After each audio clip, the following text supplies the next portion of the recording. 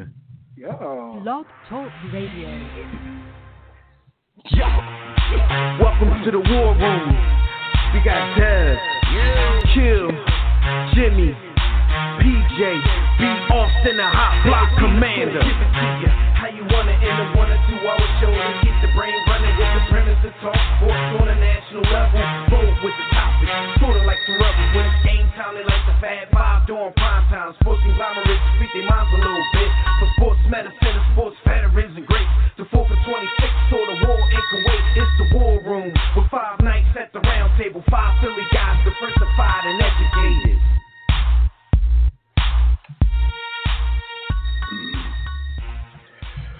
What up? What's good, War Room family? You are once again live in the War Room, brought to you by War Room Sports on the War Room Sports Podcast Network.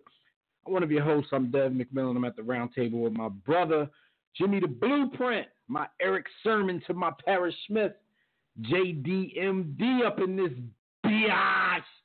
But yo, the boy B. Austin is, he got to stay getting that paper. So me and the Blueprint going to talk our-ish for a couple of hours.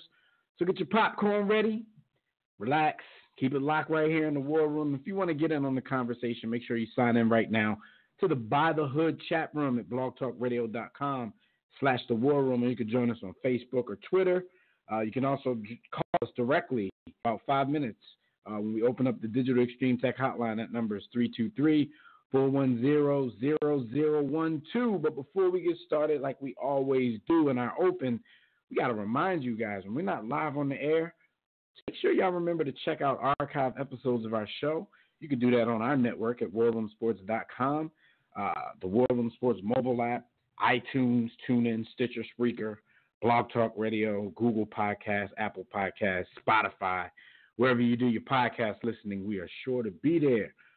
What up, Aki, man? How was your trip?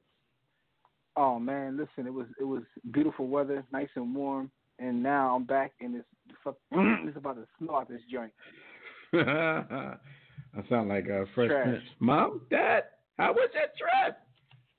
Yo, youngsters don't know East Coast winters is a beast, yo. Yeah, definitely are. And I mean, it's even worse when you do something like what you did. You go out to paradise and then you come back to this, like you forget about it for a week and then come back like, damn, it's stupid. But no, winters here, like, you kind of forget how cold is until the winter rolls back around you. I know that sounds weird, but it's like, man, listen, since it's just one season where it's just completely brick, like all throughout the year, you actually forget. Like, you talk about the winter coming up, you talk about this, and then when it comes, you're like, damn, I don't remember it being like this. But it always has. But I mean, I think the same thing applies for the heat. Like right now, we ain't thinking about how to get when it get really hot. Right. I think it's the same thing. Because people will be like, man, it's cold out here, man. I can't wait till the summertime. Summertime come and be like 102 and then like feel like 115 with the humidity, and then everybody complaining. So I can't wait till it's cold outside. So that's one thing you get on the East Coast, boy. You get all 4 seasons. So stop bitching. Mm-hmm. Live it up. But yeah, man, we're gonna get right into it this evening. Again, shout out to the homie B. Austin. He'll be back with us next week. He on his out of state trip right now, doing what he do. So look, we're gonna talk some hot topics. Hot topics are brought to you by MyBookie. If you guys want to make some bread, sports betting in MyBookie. Look, the NFL is in the stretch run. The NBA crossing the quarter pole. So if you still haven't checked out MyBookie, this is the perfect time for you to do it. Get down and lay down. You can lay down some cheese on the biggest games in sports. Join us and thousands of other online players placing bets at mybookie.ag. If you guys are tired of getting burnt when it's time to collect on your bets, whether you're doing it through a service or you're doing it through your raggedy-ass homies, that's why we urge you to join MyBookie. You win. They pay out fast, no hassles. You wasting your time sports betting anywhere else, especially in the barbershop. They even have in-game live betting so you can place wagers after the game starts. So join now, and MyBookie will match 50% of your first deposit up to $1,000. Just use the promo code WARROOM, all caps, To activate this offer, visit mybookie.ag today. Play, win, get paid. That's all there is to it. And I know, for a lot of people out there, getting paid is the primary thing in life. I think I'm past that point in my life, Jim, but it's still somewhere in the top 5. Shout out to Neil in the chat room. Good evening to you as well. Neil, so look, right, real quick. Good. College football. We don't have Fred Perdue on with us, so we're not going to get too in depth with this. But the Heisman finalists have been announced. They consist of LSU quarterback Joe Burrow, Oklahoma quarterback and former Alabama quarterback Jalen Hurts, Ohio State quarterback Justin Fields, and defensive end from Ohio State as well, Chase Young. Those are your 4 Heisman Trophy finalists. It's over. Who you got, Jim? Listen, man, it's over with, doggy. Joe Burrow got a one-horse race. Yeah, man, he got the sliced up videos. He got he got a couple mom spaghetti moments. This is over. But salute to Chase Young though. I always found it impressive when defensive players make the final list, because to me that's just uber impressive. Right, and I mean. And the thing is, he is really that good. As a matter of fact, out of all of the 4, he's probably the best football player of all of the 4. But they, what this usually is. This is usually a quarterback award. So just throwing Chase Young, in there, that's just a sign of respect. At the same time, we all know it's a throw-in. As far as the quarterbacks go, the most talent probably lies in Ohio State quarterback Justin Fields as well. But like you said, there's really no denying that Joe Burrow had the best season out of everybody involved, with some of the moments that he had, some of the big wins that he led LSU to, the fact that they're now the number 1 team going into the playoff scenario, and, with Alabama out of the mix, have a good chance of hoisting that trophy in a few weeks. But we'll see how that goes. Can we talk about how Alabama is overrated? Because they're supposed to win it pretty much every year. They're the favorite every year. What do they call it? The Alabama Invitational, the Roll Tide Invitational, whatever those jabronis call it. Fact is,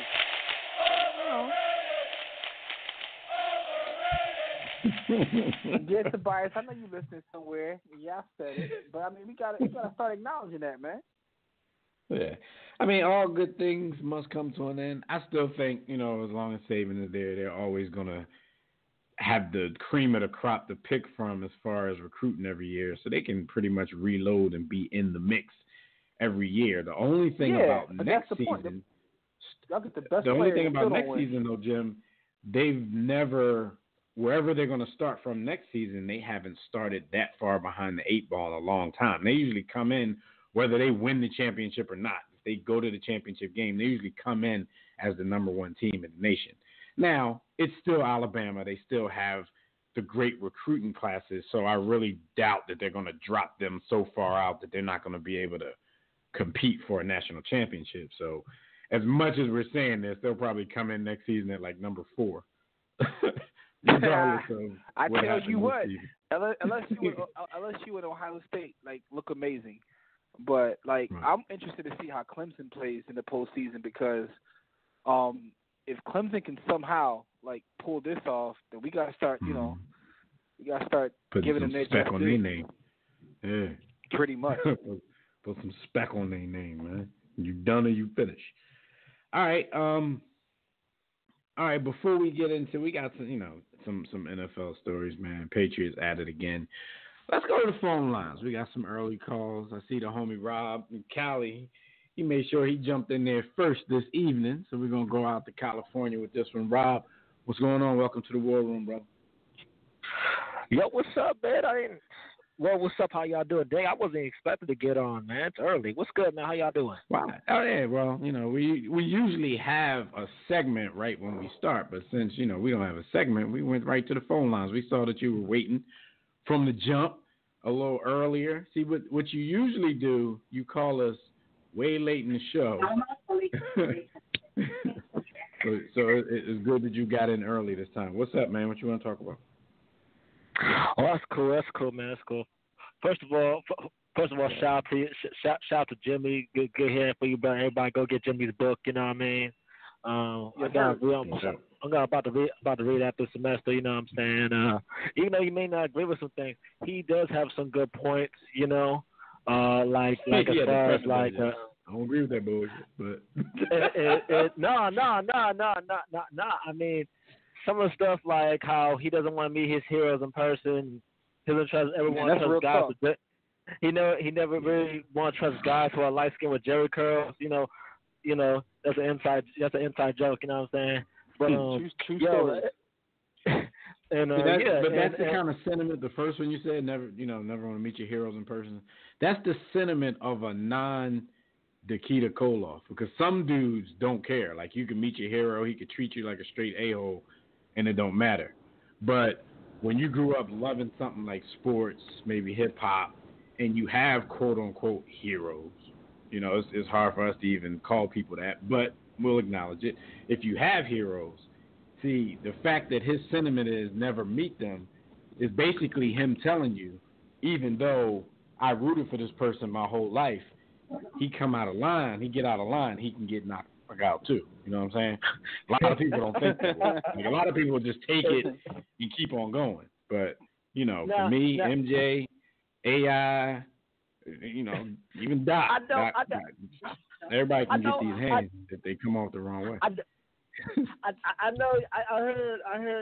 And I'm gonna jump to talk about. But I heard you got into with AI over a podcast stage, But I think that's probably your fault. That's what I'm saying. I was coming from a game where I was cheering for the dude. We ended up at the same restaurant. He paid to see him play. He paid to see him play. Didn't want to box him. Right. I mean, respect is respect. Like, I paid some good ticket money. We might have even came here because we knew it was going to be lit because this is where you hang out. But then, that's how you repay me in the parking lot? Like, okay, let's go. But Dude, you were parking spaces, man. Every encounter is different. Because one time he was a little too talkative in the bathroom. I'm like, all right, that's not really where you want to be all having conversations. So it's like, all right. Well. Yeah, that's true. I'm about to say, you'd be cool if Kobe was standing in the stall next to you. Yo, that's man law, dog. Nah. That's first of all, Jimmy, you've been to the TGI Friday on City Line Ave. Yes, sir. Like, the bathroom is big. It's like 2 stalls, and it's like 2 urinals in a little stall. That's too close. Like, listen, man. We can talk outside. Rob, man. I'm gonna keep this PG, but when I got my piece out, I ain't trying to talk to no other man. No, right. I like that. Can we do this out in the restaurant? I think that is man law, but I'm surprised that he was talking to you while talking in the bathroom. It's usually the other way around when it comes to celebrities. You know what I'm saying? No, that's true. AI was true as well, but AI was different. Yeah, bro was on how many drinks he had too. AI gets I was about to say, bro was on everybody around. What's up, Playboy? I'm like, I don't want to be a Playboy like Jimmy said while my piece is out. Like, come on, man. If we ain't in the mansion, don't what's up Playboy me while my piece is out. If we're not in the mansion, episode. What up, Playboy? Don't call me Playboy when my piece is out. I'm gonna change that. I do want to ask you this, like, what do you think about Charles Barkley's or Shaq's comments on the way big men are played? They're not as intense as they were before. Do you think it has to do with the culture today? Do you think it's just an old timer just not getting in touch with the culture today, or do you think like that it's just the way the game is played? Like I think because Shaq kind of said this before, so like, because he said it's not like big man disappeared, it's just that we evolved. Like, like you see like a Dirk Nowitzki. I mean, everything plays a little bit of a part in that, because we were talking about it today in the chat, and I was telling Tobias, like, Barkley and Shaq are never going to be the type of dudes. You know, they're kind of old school like me. They're never going to be the type of dudes that's just going to totally give up on the big man with his back to the basket. They're going to think it's always a primary place for that in the game. Me, I don't know if it's primary. I mean, because I can not like it, but I can understand the changes and where the game is going. But like them, I will never not acknowledge the value in having a big man like that.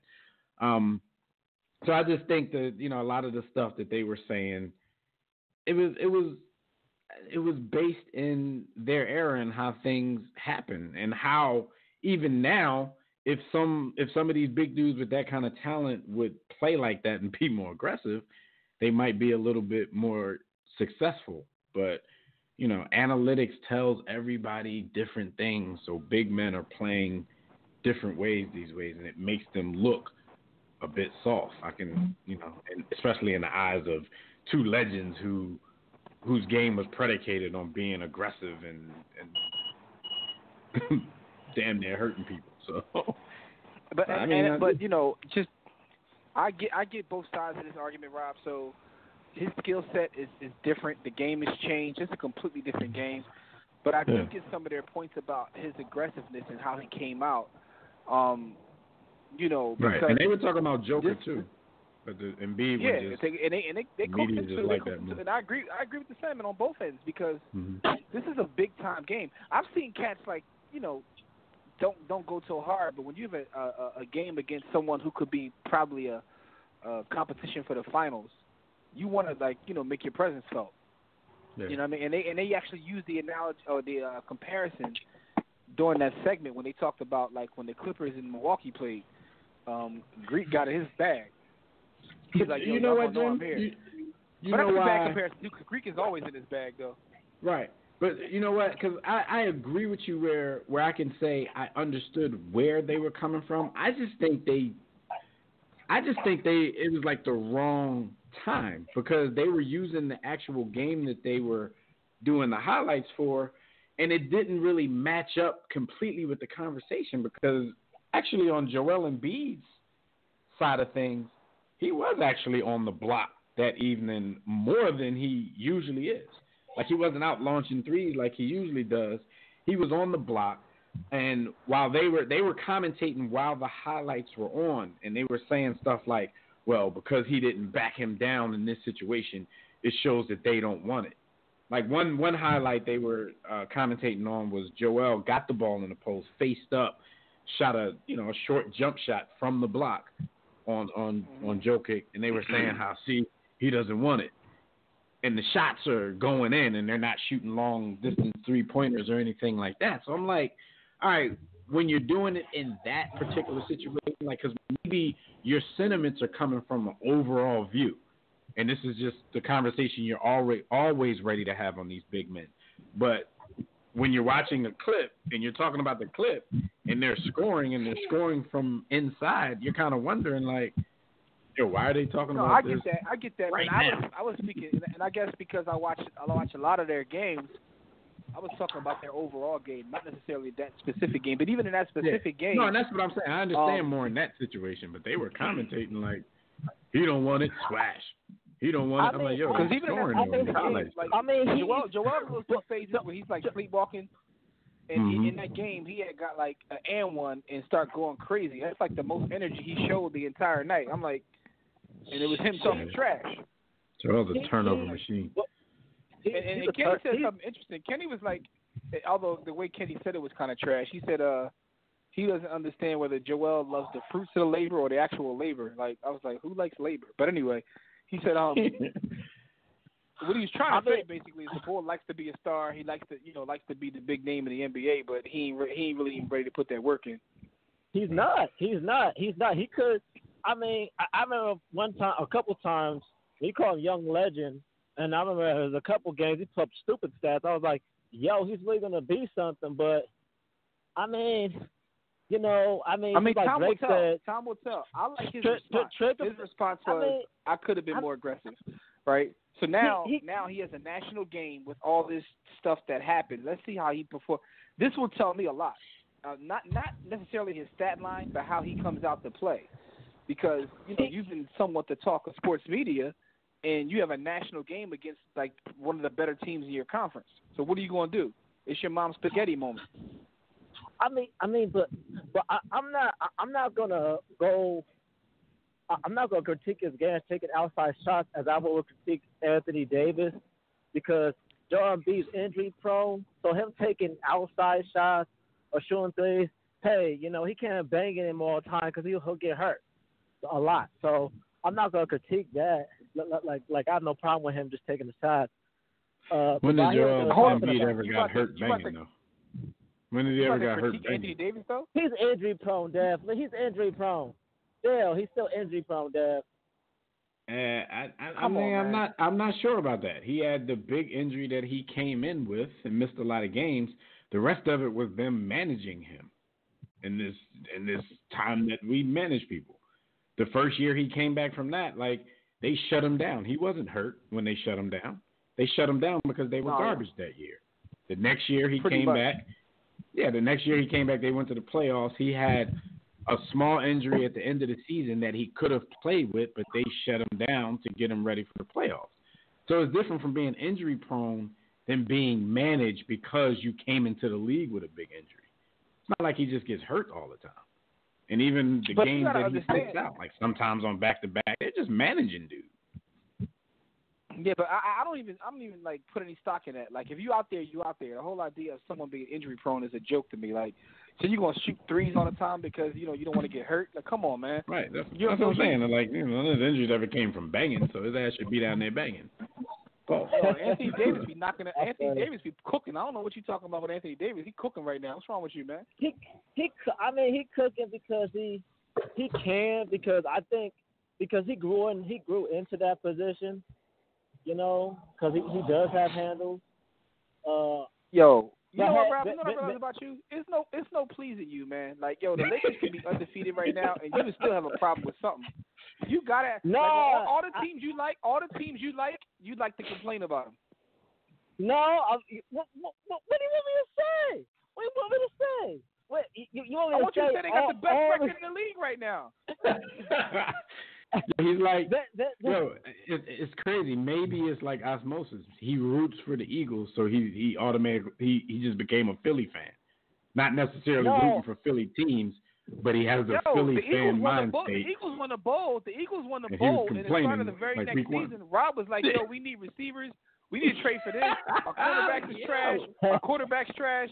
Like, yo, it's pleasing, Rob, dog. Get rid of the defensive coordinator. Oh, and they still are trash.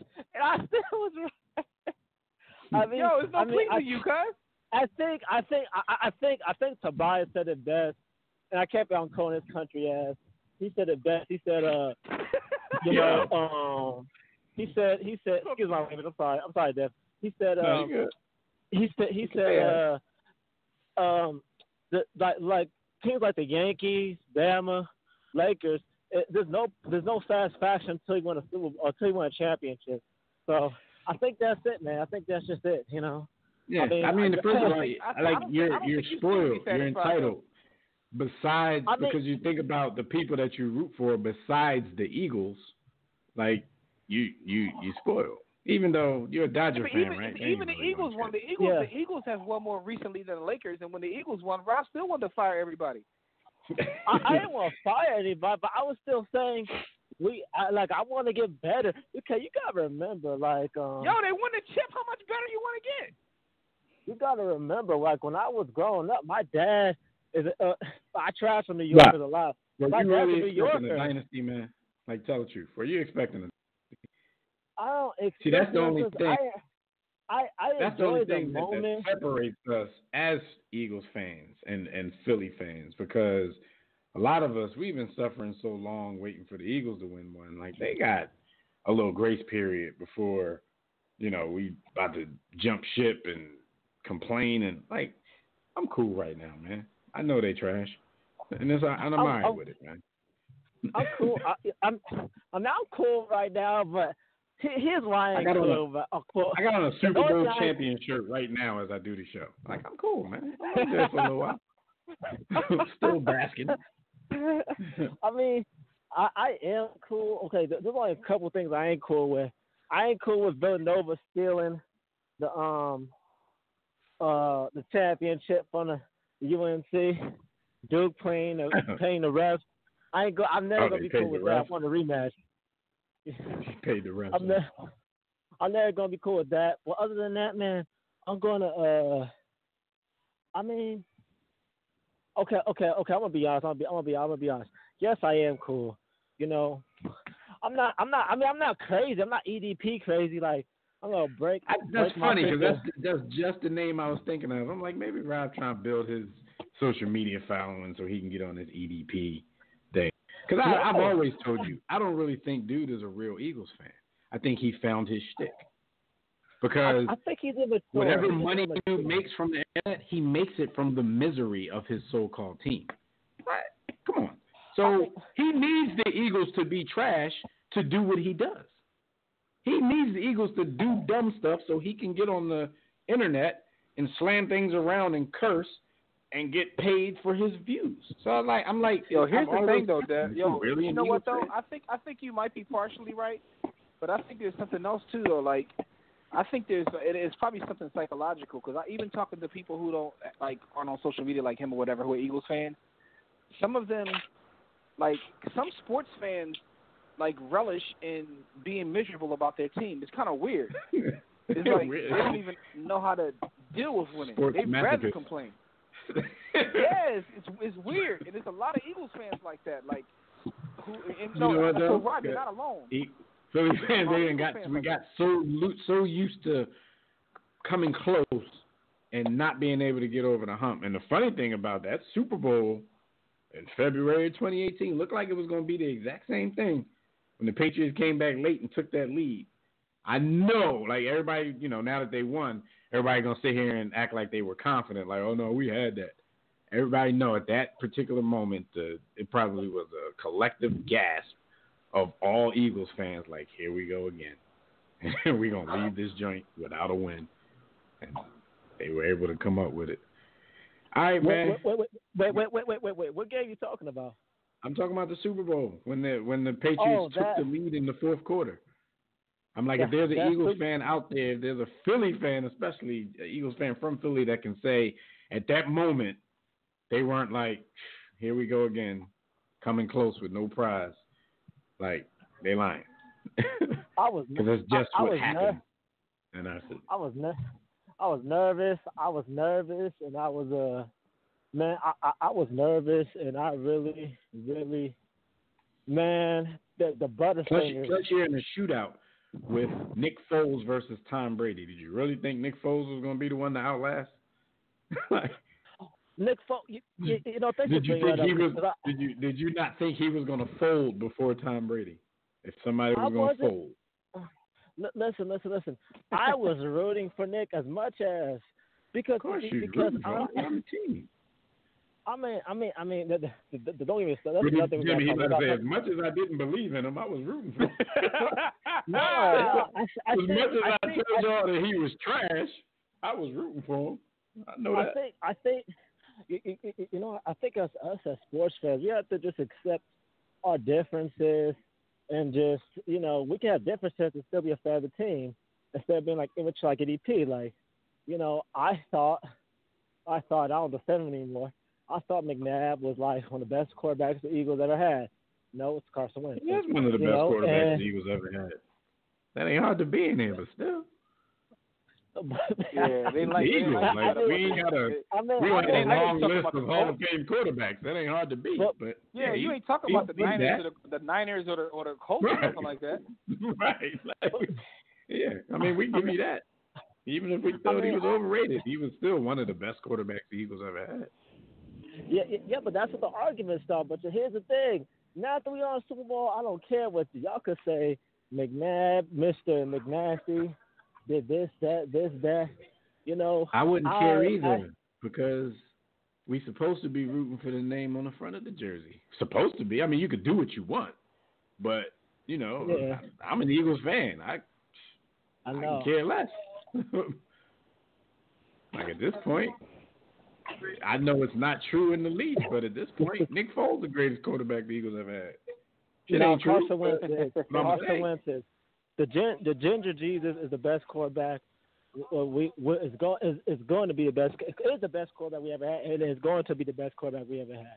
He is great. Yeah, I'm not ready to say that yet, but we'll see how it plays out. But Rob, we gotta go. Man. He needs help. Week, all right. All right, man. Peace. Free Cuba Gooding Jr. All right, man. Peace. All right. Yeah, free that boy. What happened to him? I don't even know what happened to Cuba Gooding Jr. Me either. Free him anyway. That's what we do as Negroes. All right, we got Tobias calling in from Arizona. What up, Tobias? Roll damn tide. What happened to Cuba Gooding Jr.? Hey, all I got to say is that when Alabama play that Citrus Bowl, I'll probably still be asleep. That's all I got to say.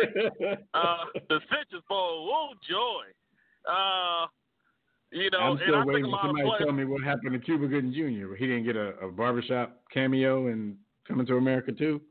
What happened? Hey, I know one thing. I don't know. A lot of Alabama players gonna pull that Kawhi Leonard and sit out that bowl game. It will low manage, And shout out to Kawhi for actually playing last night. Good looking out, Kawhi. Thank you. But he had to play on. He had to play on ring night. I bet you he wouldn't have if he wasn't getting his ring.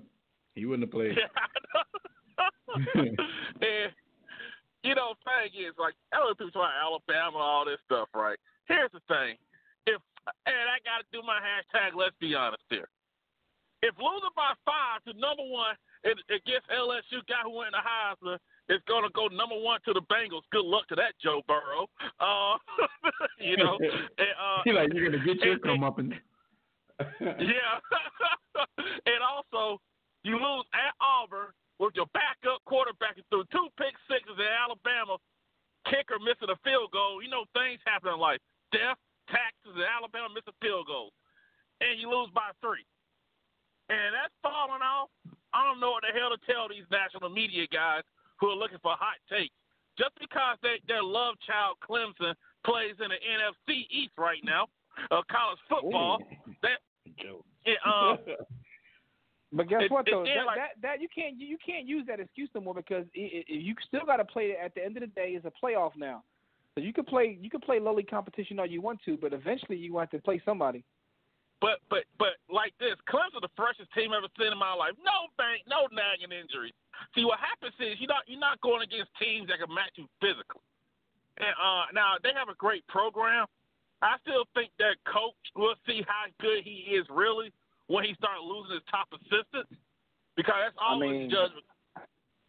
I saw what they did to Alabama when it all mattered. Girl Scouts. Well, hell, Alabama beat them twice. It was all matter, and it made Dabo say we gotta get Sunshine Trevor Lawrence. It's 2-2, but Listen, people act like Clemson won 5 straight. No, it's not about winning 5 straight. It's about what have you done for me lately, and it's about when they played y'all. That was like it was kind of nasty what they did to y'all, man. You got to admit that wasn't. Well, even the sun shines on a dog's ass every now and then. But that game was over in the first quarter. Like, what was the final score? Like 50-16 or something like that. Yeah, because you keep talking about it. I'm surprised you ain't wearing a Clemson shirt right now. But listen, man, all I'm saying is they had 31 points at halftime. Y'all scored 16 on the whole game. That's all I'm gonna say. But I'm sorry. Go ahead. Yeah. And so what I'm saying is that they could have just like not came back out. Yeah, that would have been nice. But would save me a ticket from going that game. But the thing is people don't always go to the team. It was 44-16. I wouldn't check. Yeah. Okay, 44-16. All right. I know at halftime they had more than 16 though. Yeah, since light skinned Fred ain't coming through today, I say this. LSU.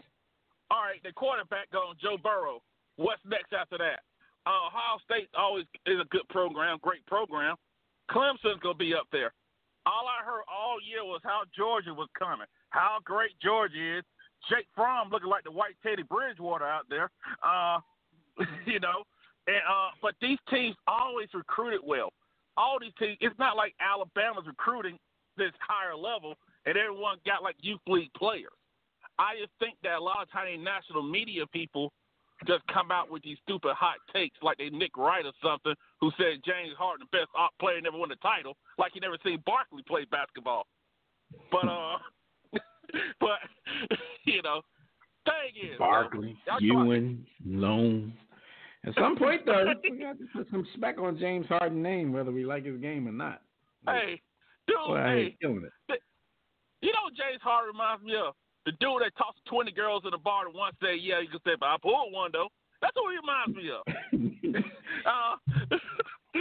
I've heard several people say James Harden, first, they were going with the 90 number. And then I heard Jason Williams say he got Harden scoring 100 this year. And he even said the game. I forgot the date, but he said it's going to be versus the Washington Wizards. Because the Wizards, you know, the Wizards, they play a fast pace. They score a lot, but they don't play a lick of defense. So he thinks the pace of that game is going to lend itself to James Harden putting up 100. Y'all see that happening?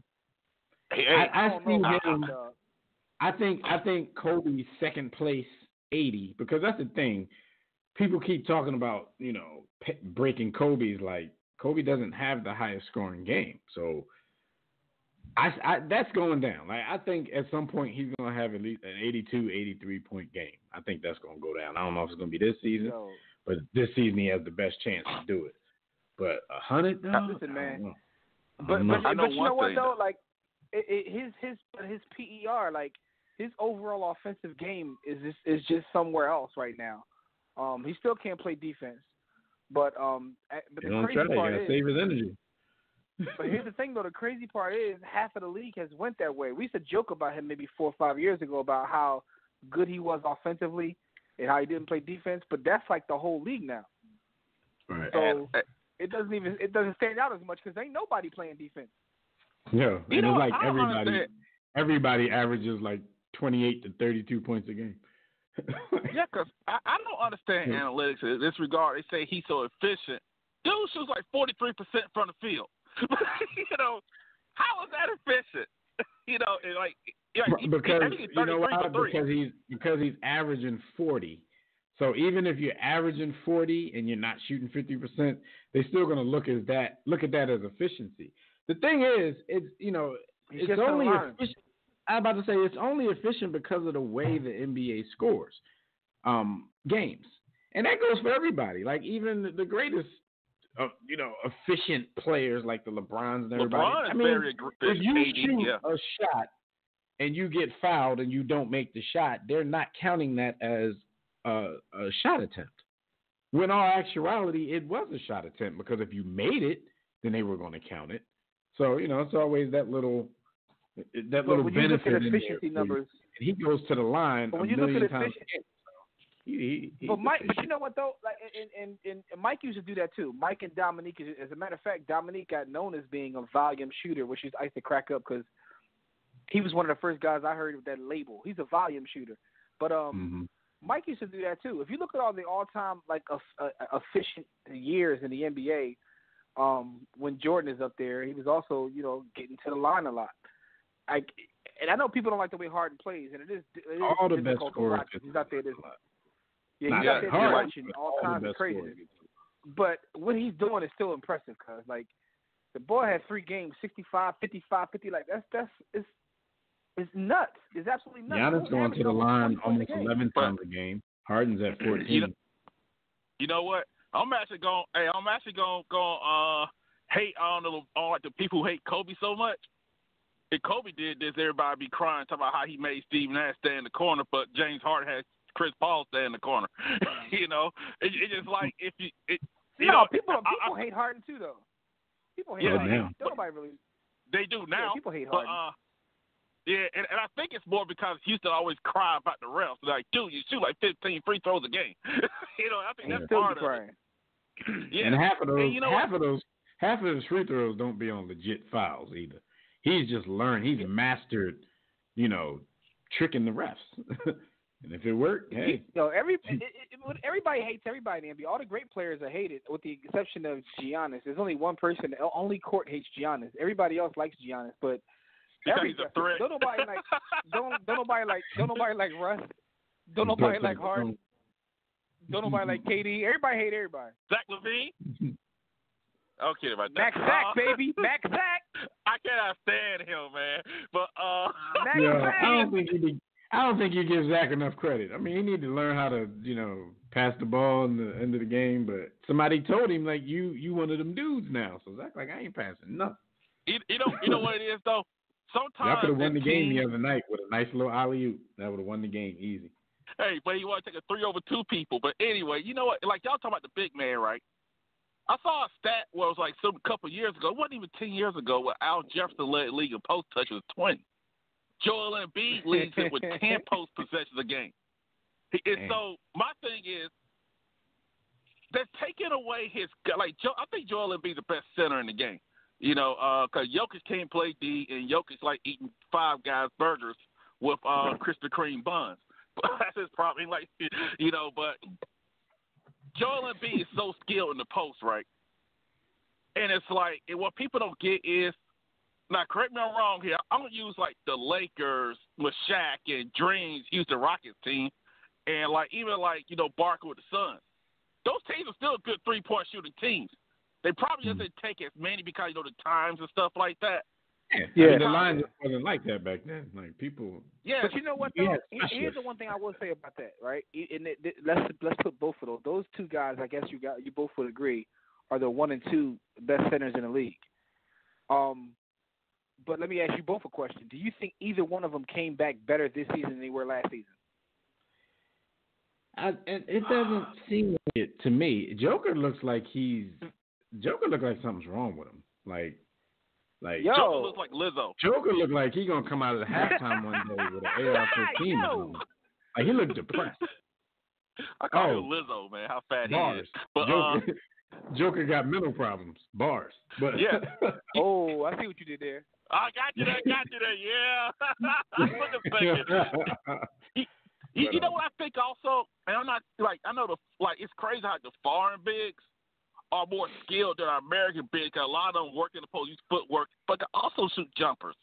And see what happens is Joel Embiid, using for example, he commands a double team in the post, which should open up opportunities for other people.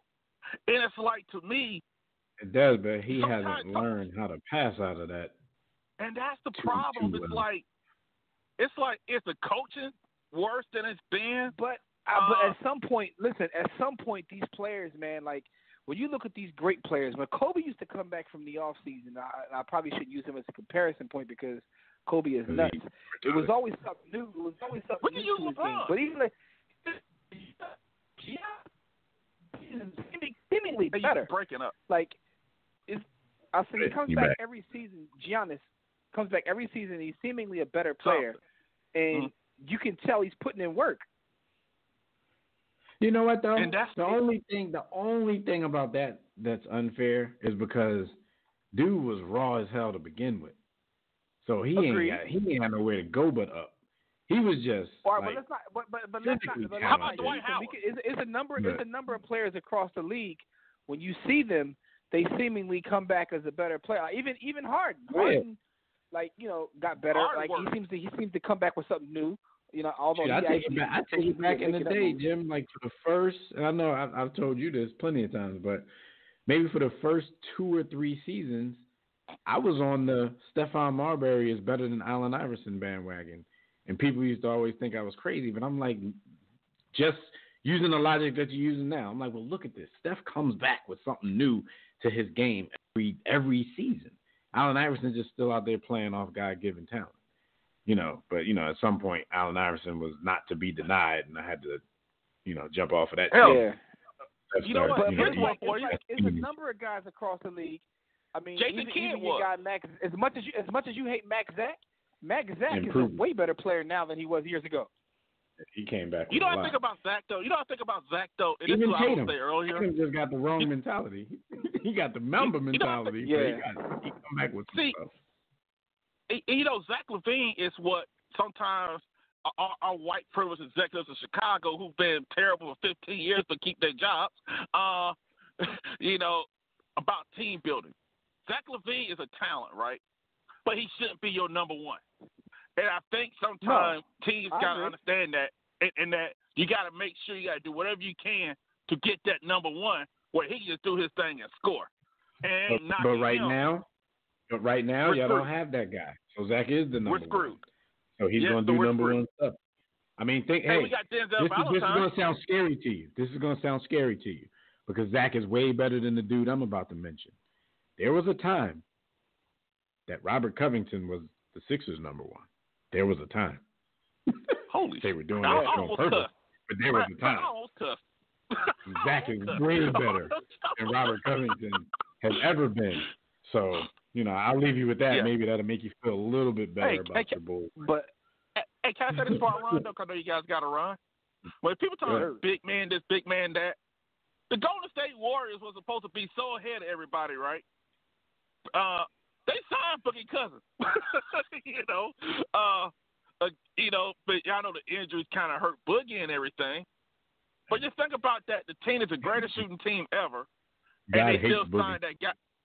Yeah, and and the thing is also, a player like Boogie and Embiid and stuff, if you are cold, he could get some buckets for you in the paint, and also he's a good passer, where he can also pass and create other opportunities, make you more diverse.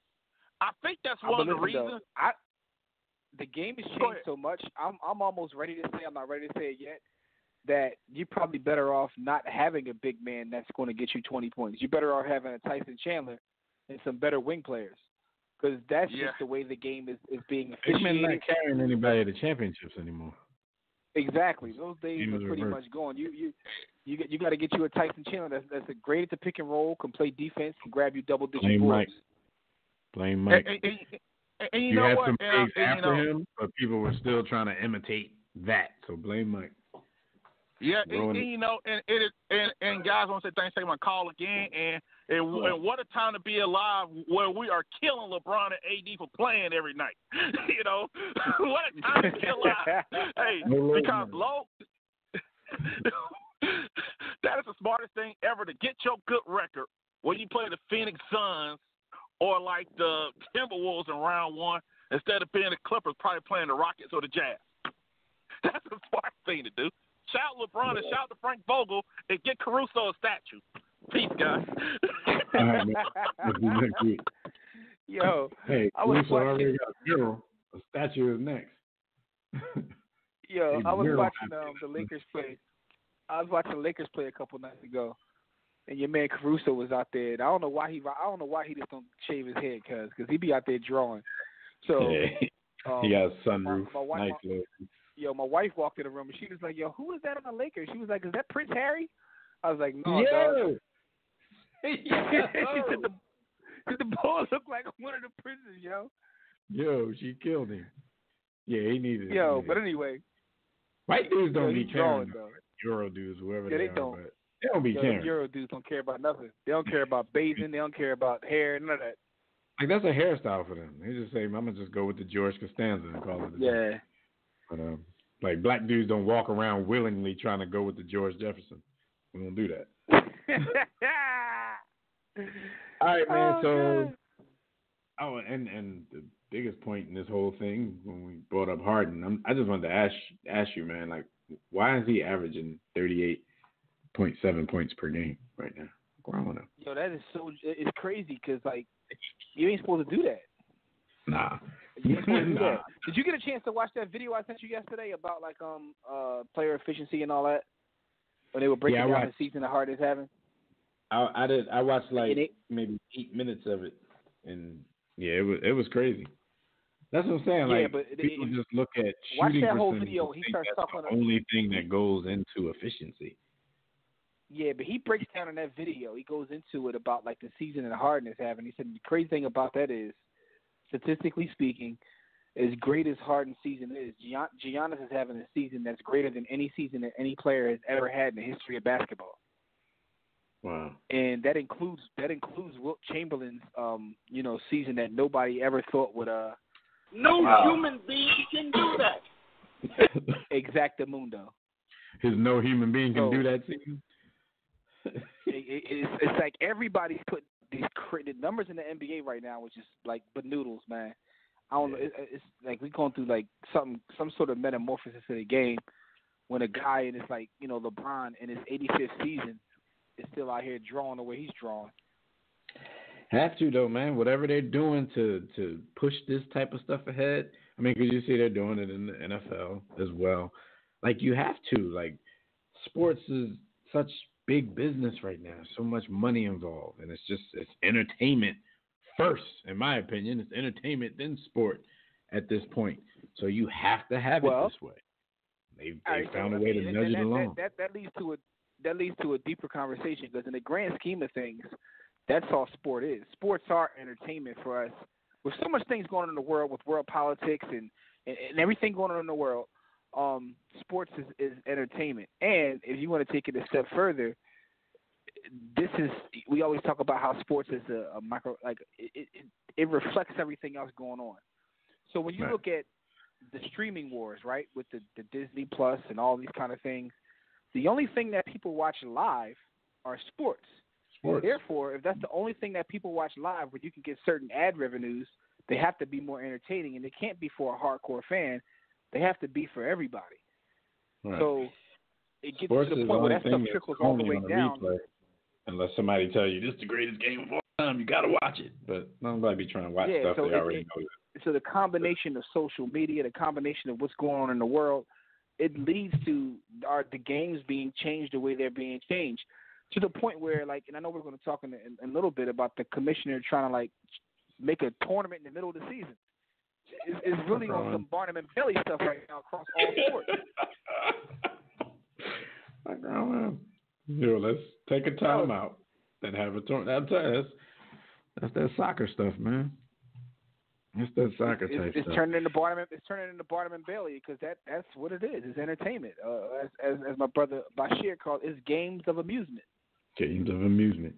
Well, speaking of entertainment, man, this franchise has been entertaining us for a very long time. The Patriots have again been caught filming something that they aren't supposed to be filming. So we have essentially what is starting to pick up steam as Spygate 2 at this point. All right, and before we talk about it, I'm going to talk about exactly what happened during Week 14. The Patriots sent a video team to Cleveland to film a documentary on an advanced scout who was at the game. They got credentialed by the Cleveland Browns to do this. The scout was at the game to scout the Cincinnati Bengals, who the Patriots are going to play in the next game. However, they sent, they sent a camera crew with him to document him for this series that they were doing called a Do Your Job series that exists on the Patriots website, if you go check that out.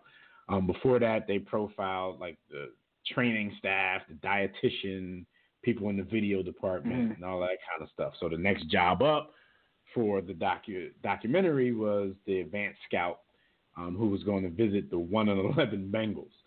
So they were, like I said, they were credentialed by the Browns, but they were up in the press box, and a Bengals staffer recognized that the cameraman for the whole first quarter had his camera panned directly onto the Bengals sideline, the coaching staff and all that kind of stuff, which we know by now is not legal in the NFL. Like you can send your advanced scouts and they can, scout the game, write down notes and do whatever they need to do, but you cannot videotape the coaching staff because, you get signals from that. You get all kinds of stuff that you're not supposed to have. So they actually, the Bengals person reached out to a Browns staffer, a security staffer, who went up to the person, and even though the Patriots were trying to say this was legit, they were doing this for a documentary, the stuff that the guy said made it a little bit more fishy because at one point, and they also have this on videotape, at one point the guy asked like, well, look, how about I just delete the whole tape and we just act like it never happened? That makes people feel even more like suspect about the situation. So Roger Goodell and the NFL are now investigating. So we're going to see, with the Patriots pass, that has to play a part in whatever decision they're mulling over. The fact that they've gotten caught doing this kind of stuff before. I don't even have to ask you this. The going question this week on Sports Talk was like, do you think the Patriots, do you think it's something to this? Do you think they actually cheat? Or are these isolated incidents? We've already talked about it. Because I think the sentiment here in the war room is, hell yeah, they cheat. But we also have the sentiment of, if you ain't cheating, you ain't trying. They just happen to get caught. And maybe, like, if people think they get caught because they're sloppy, they probably do this every damn week for the past 15 years. So if you get caught twice, 3 times, it's not really that sloppy. It's just, it's the law of averages. So what's your thoughts on this one? Because think about it, Jim. If you're doing this, and it is suspect, if you're doing this against the 1-11 Bengals, then you're doing it all the time. Because that's exactly what I was saying. I was like, did they even have to do this against the Bengals? that right there shows you that they probably do this every single week, no matter who, whenever they can get it done, but no matter who it's against. And, yeah, I mean, they out of pocket, man, but I don't know if it even matters in the grand. Like, I haven't seen an outcry. Like, there's not going to be.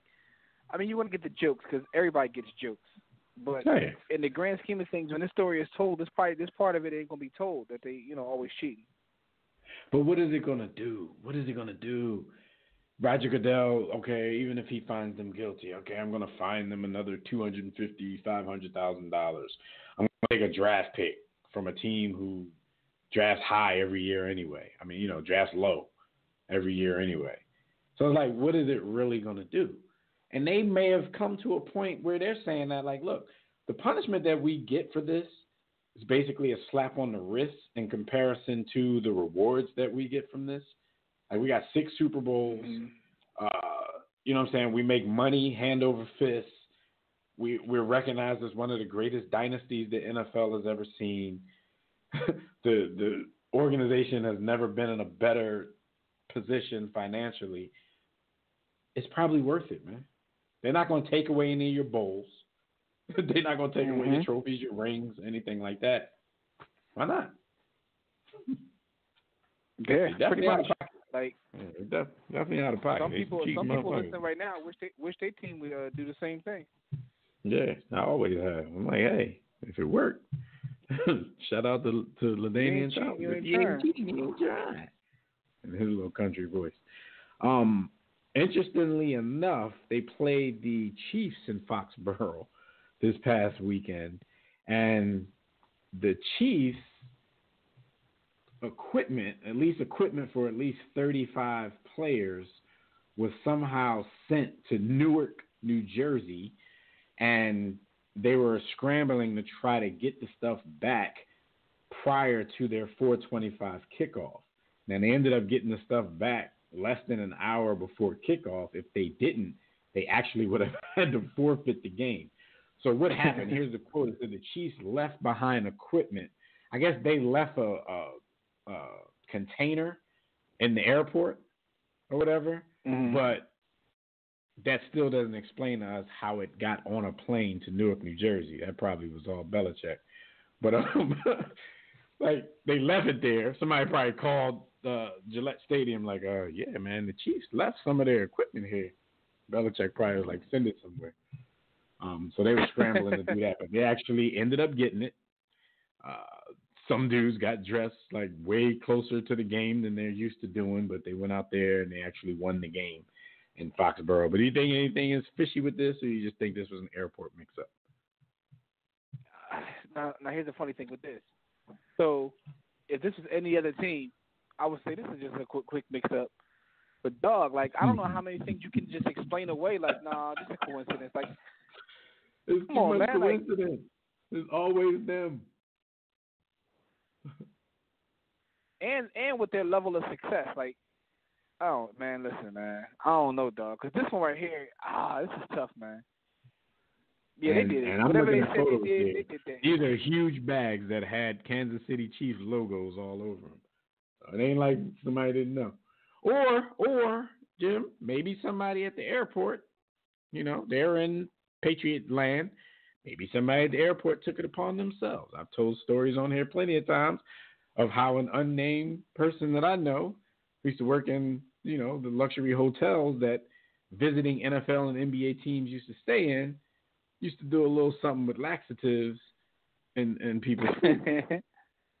So maybe this was somebody thinking that they were a team hero and, decided that they were going to go ahead and send these joints somewhere else and see if they can affect the game.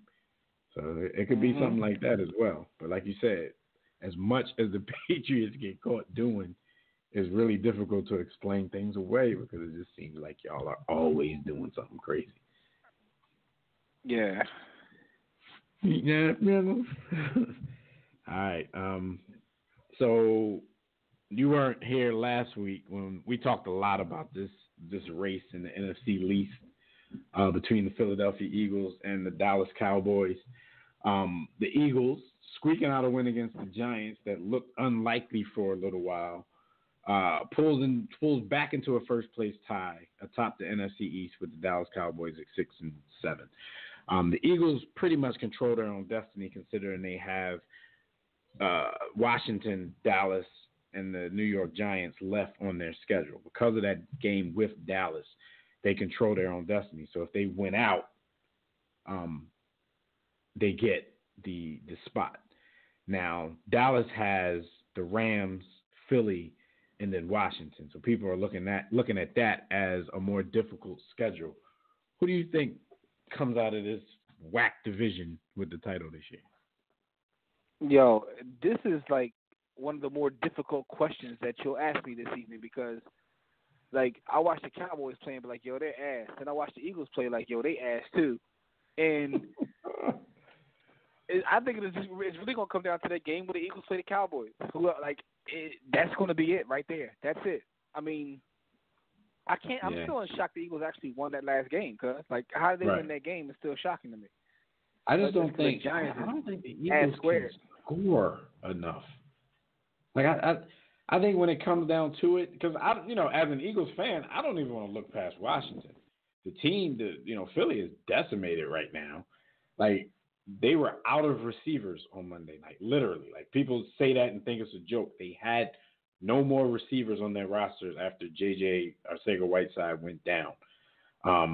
They had one. They had Greg Ward, who was a practice squad player and a former college quarterback, out there balling with 3 tight end sets with Perkins, Goddard, and Zach Ertz.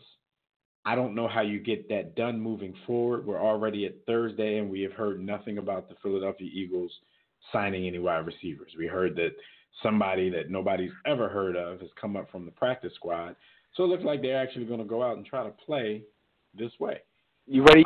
You ready for Antonio Brown or no? Reserve, so he's not walking through that door. I guess you might get Aguilar back. So he's about to be your leading receiver.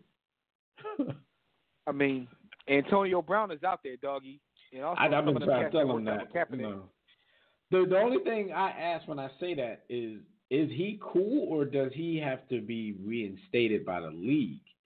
That might be the thing. People probably try to kick the tires on that, but they probably call Goodell like, okay, if we pick this dude up, like, can he play or are y'all gonna make him sit out? But if he can play, shoot, they better do something. They better do something quick. Yo, I'm not trying to see Jordan Matthews. If he does come back, somebody got to take his phone. That's all I'm gonna say. But yeah, somebody got to take his phone now, or he will never come back because he loves the NFL in the beginning of the week. He hates the NFL in the middle of the week. He's 50-50 on the NFL by the end of the week. Like, yeah, his phone needs to be. Here's the crazy part, right? Injuries have, like, decimated the Eagles, but the Cowboys still got their best players. Like, they're not injured or anything. Like, they ain't got no excuses. They just trash. I think they quit on their coach, though, honestly. I think they just quit on the ball. Yeah. I just think, I just wish it didn't come down to the head-to-head matchup, which if the Cowboys find a way to lose some other games, if they find a way to lose to the Rams and maybe Washington, then they would still, even if they beat the Eagles, still be giving them a chance to walk away with the division. There's some crazy tiebreakers involved in this whole thing, but yeah, it's interesting. But the crazy part is the division is so bad, it's hard not to talk about, who's going to win, who's like, what poop is going to rise to the top. So my question is this, I'm hoping that whoever wins ends up with a losing record. Because what teams' records now? What both of their records now? Yeah, they're 6-7. I don't think they can't do that. I don't think that's possible for them to end up with a losing record. I mean, if they both, it's three. How many games are left? So it's 6-7. At least not the winner. It's 3 games left. One of them is against each other, so somebody has to win. Somebody has to win one. One game, and that's it. So that'll put them. Which means they'd be 7-9. Oh no, you're right. That'll put them at 7-9 if they won one more game. Yeah, that's crazy. That's possible. That's crazy. It's possible. Maybe I'll say it like that. It's possible, but not likely. Put it that way. But you never know. It wasn't likely that things have happened. These teams are going to be battling for the division at 6-7 either. Then go in the playoffs and win a game. That'd be great. Hey, somebody get in the playoffs and win the Super Bowl. Go on a Baltimore run. People will be so tight with the season if that happened. Probably especially if it was the Dallas Cowboys. That's when half the league start load managing at that point. Mm-hmm. All right, so real quick before we move on, we got Gus Griffin on the line with his investment picks for this upcoming week in the NFL. Let's get him on the line here. Gus, what's up, man? Hey, how you doing? Pretty Gus, good, how man. are you? How are you? No, I'm all right. Trying to stay warm. All right, nobody looking for you? You good? Well, they haven't found me, so that's most important. No, that's most important. Well, Gus was 3-1 last week, 36-37-1 overall for the entire season. We're going to start off this week with the NFC North matchup. The Bears at Packers. The Packers are 4.5-point favorites at this point. Where are you going with this one? Okay. The Bears are playing better, which is to say that Mitchell Trubisky is playing better. 3-game winning streak. Wasn't sure what it meant against the Giants and Lions, but Dallas has a top 10 defense, and Trubisky looked very good against them. 3 touchdown passes. The Packers, other than their opening wins against the Bears and Minnesota, they haven't really beaten anyone. They beat the Chiefs without Mahomes, so that doesn't classify. When they played an elite team in the 49ers, they got smacked. So not only do I think the Bears are going to cover, I think they're going to win this game outright. Ooh, upset special from the door. Bears over Packers. All right, we got the Broncos at the Chiefs. Chiefs are 10-point favorites in this one. Okay, now the Broncos are, in my view, the most undervalued team by Las Vegas in the NFL. They have a losing record, but they're 8-4 against the spread. They've won 7 of the last 9 against the spread. And last week, as we saw, they were at one point a 10-point favorite and beat the Texans outright. So they're an undervalued team. It's a division game. The Chiefs are off the New England win, so I just, there may be a little let down in that game. I'm taking the Broncos plus the 10. All right, we got an over under here. We got Texans at Titans. The over under on that game is 50. Where you going? All right, Tennessee is south of Chicago, south of Baltimore. Tennessee is the hottest team in the league. 4 in a row, scored 35, 42, 31, and 42 points. They're just rolling right now. The Texans, Tannehill, hey, he's playing well. You got to give him credit. The Texans, you never know what you're going to get from them, but they tend to bounce back from those inexplicable games, whether it was in Baltimore or last week against Denver. They do tend to bounce back. So I think that Tennessee scores at least 30 to 35. That means the Texans only have to get me about 15 to 20 points. I'm taking the over. All right, the Cleveland Browns has been in the news this week. Cleveland Browns have been in the news all season, all off season, but particularly this week, a lot of people are reporting that Odell Beckham Jr. is unhappy and wants out at the end of the season. Jarvis Landry came out and said today that that's not true. But still nothing from ODB himself. Cardinals versus Browns. Browns are a 3-point favorite in this one. Does ODB get untracked on this one so he can be a little happier going into next week? Well, he may, but who wants to invest in that? That's one of the biggest wild cards in the league. The Cardinals aren't a good team. However, it's very rare that even bad teams lose 3 straight home games. And so I also think that since Myles Garrett's loss for the Browns, people, because of the trauma and the sensation, I won't say sensationalism, I won't imply that it was overplayed, but because of that incident with the Steelers and Rudolph, I think people forget Myles Garrett was their best defensive player. He had 10 sacks through 10 games. He was, he would have been a candidate for Defensive Player of the Year. That's not a loss you just take and go on as if nothing happened. I'm taking the Cardinals in this game plus the 3, and wouldn't be shocked if they pull the upset, but I'm taking the Cardinals plus the 3. All right. We got the Colts and Saints. Over-under on that game is 46 points. Okay, since the Atlanta dud, the Saints have scored 34, 26, and 46 points. No reason to believe they won't score 30 to 35 in this game. The Colts have scored 31 and 38 in their last 2 games, and they're desperate. They let a win go last week against Tampa that they really needed. Now they're super desperate and need help. So no reason to think they won't get 20 points or so. So I'm taking the over in this one. All right, over 46. And finally, like he said earlier in the first one, the upset special for the week is Bears over Packers. So we're going to see how this goes. We have just 3 weeks left in the season. We're going to see where the record goes on this one, Gus. All right, you know I am down the stretch. No doubt. So we wrap to you next week, man. All right, take care. All right, thanks for calling. Gus Griffin, everybody go to mybookie.ag, promo code WARROOM, WARROOM. Get those investments placed for this week's NFL slate. Before we move on, just real quick, man, shout out to Steven Strasburg, Garrett Cole. The Nats signed Steven Strasburg to a record contract for pitchers earlier in the week, 7 years, $245 million, which averages out to $35 million per season. At the time, it broke 2 records. It broke David Price's record, which he previously held for total dollars committed to a pitcher. His was $217 million, but Zach Greinke held the mark for average annual value at $34.4 million.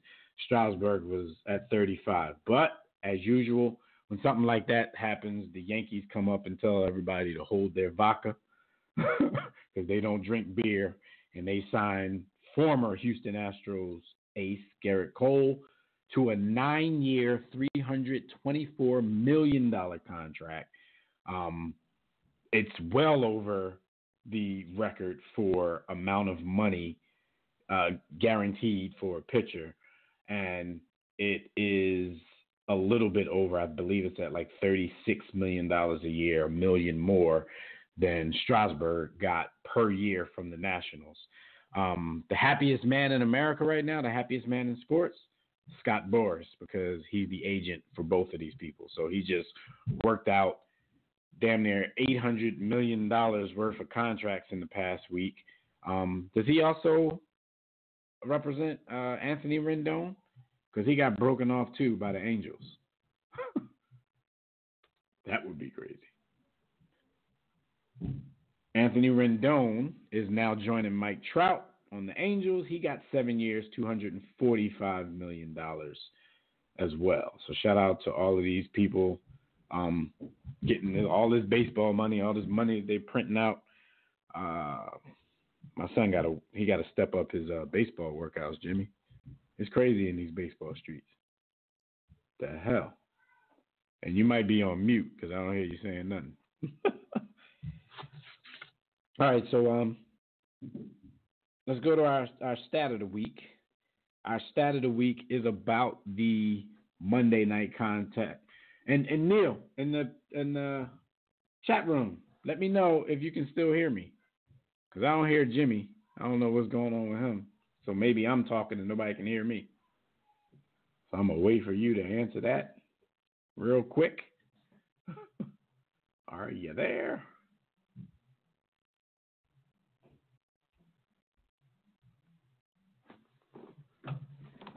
Let's see.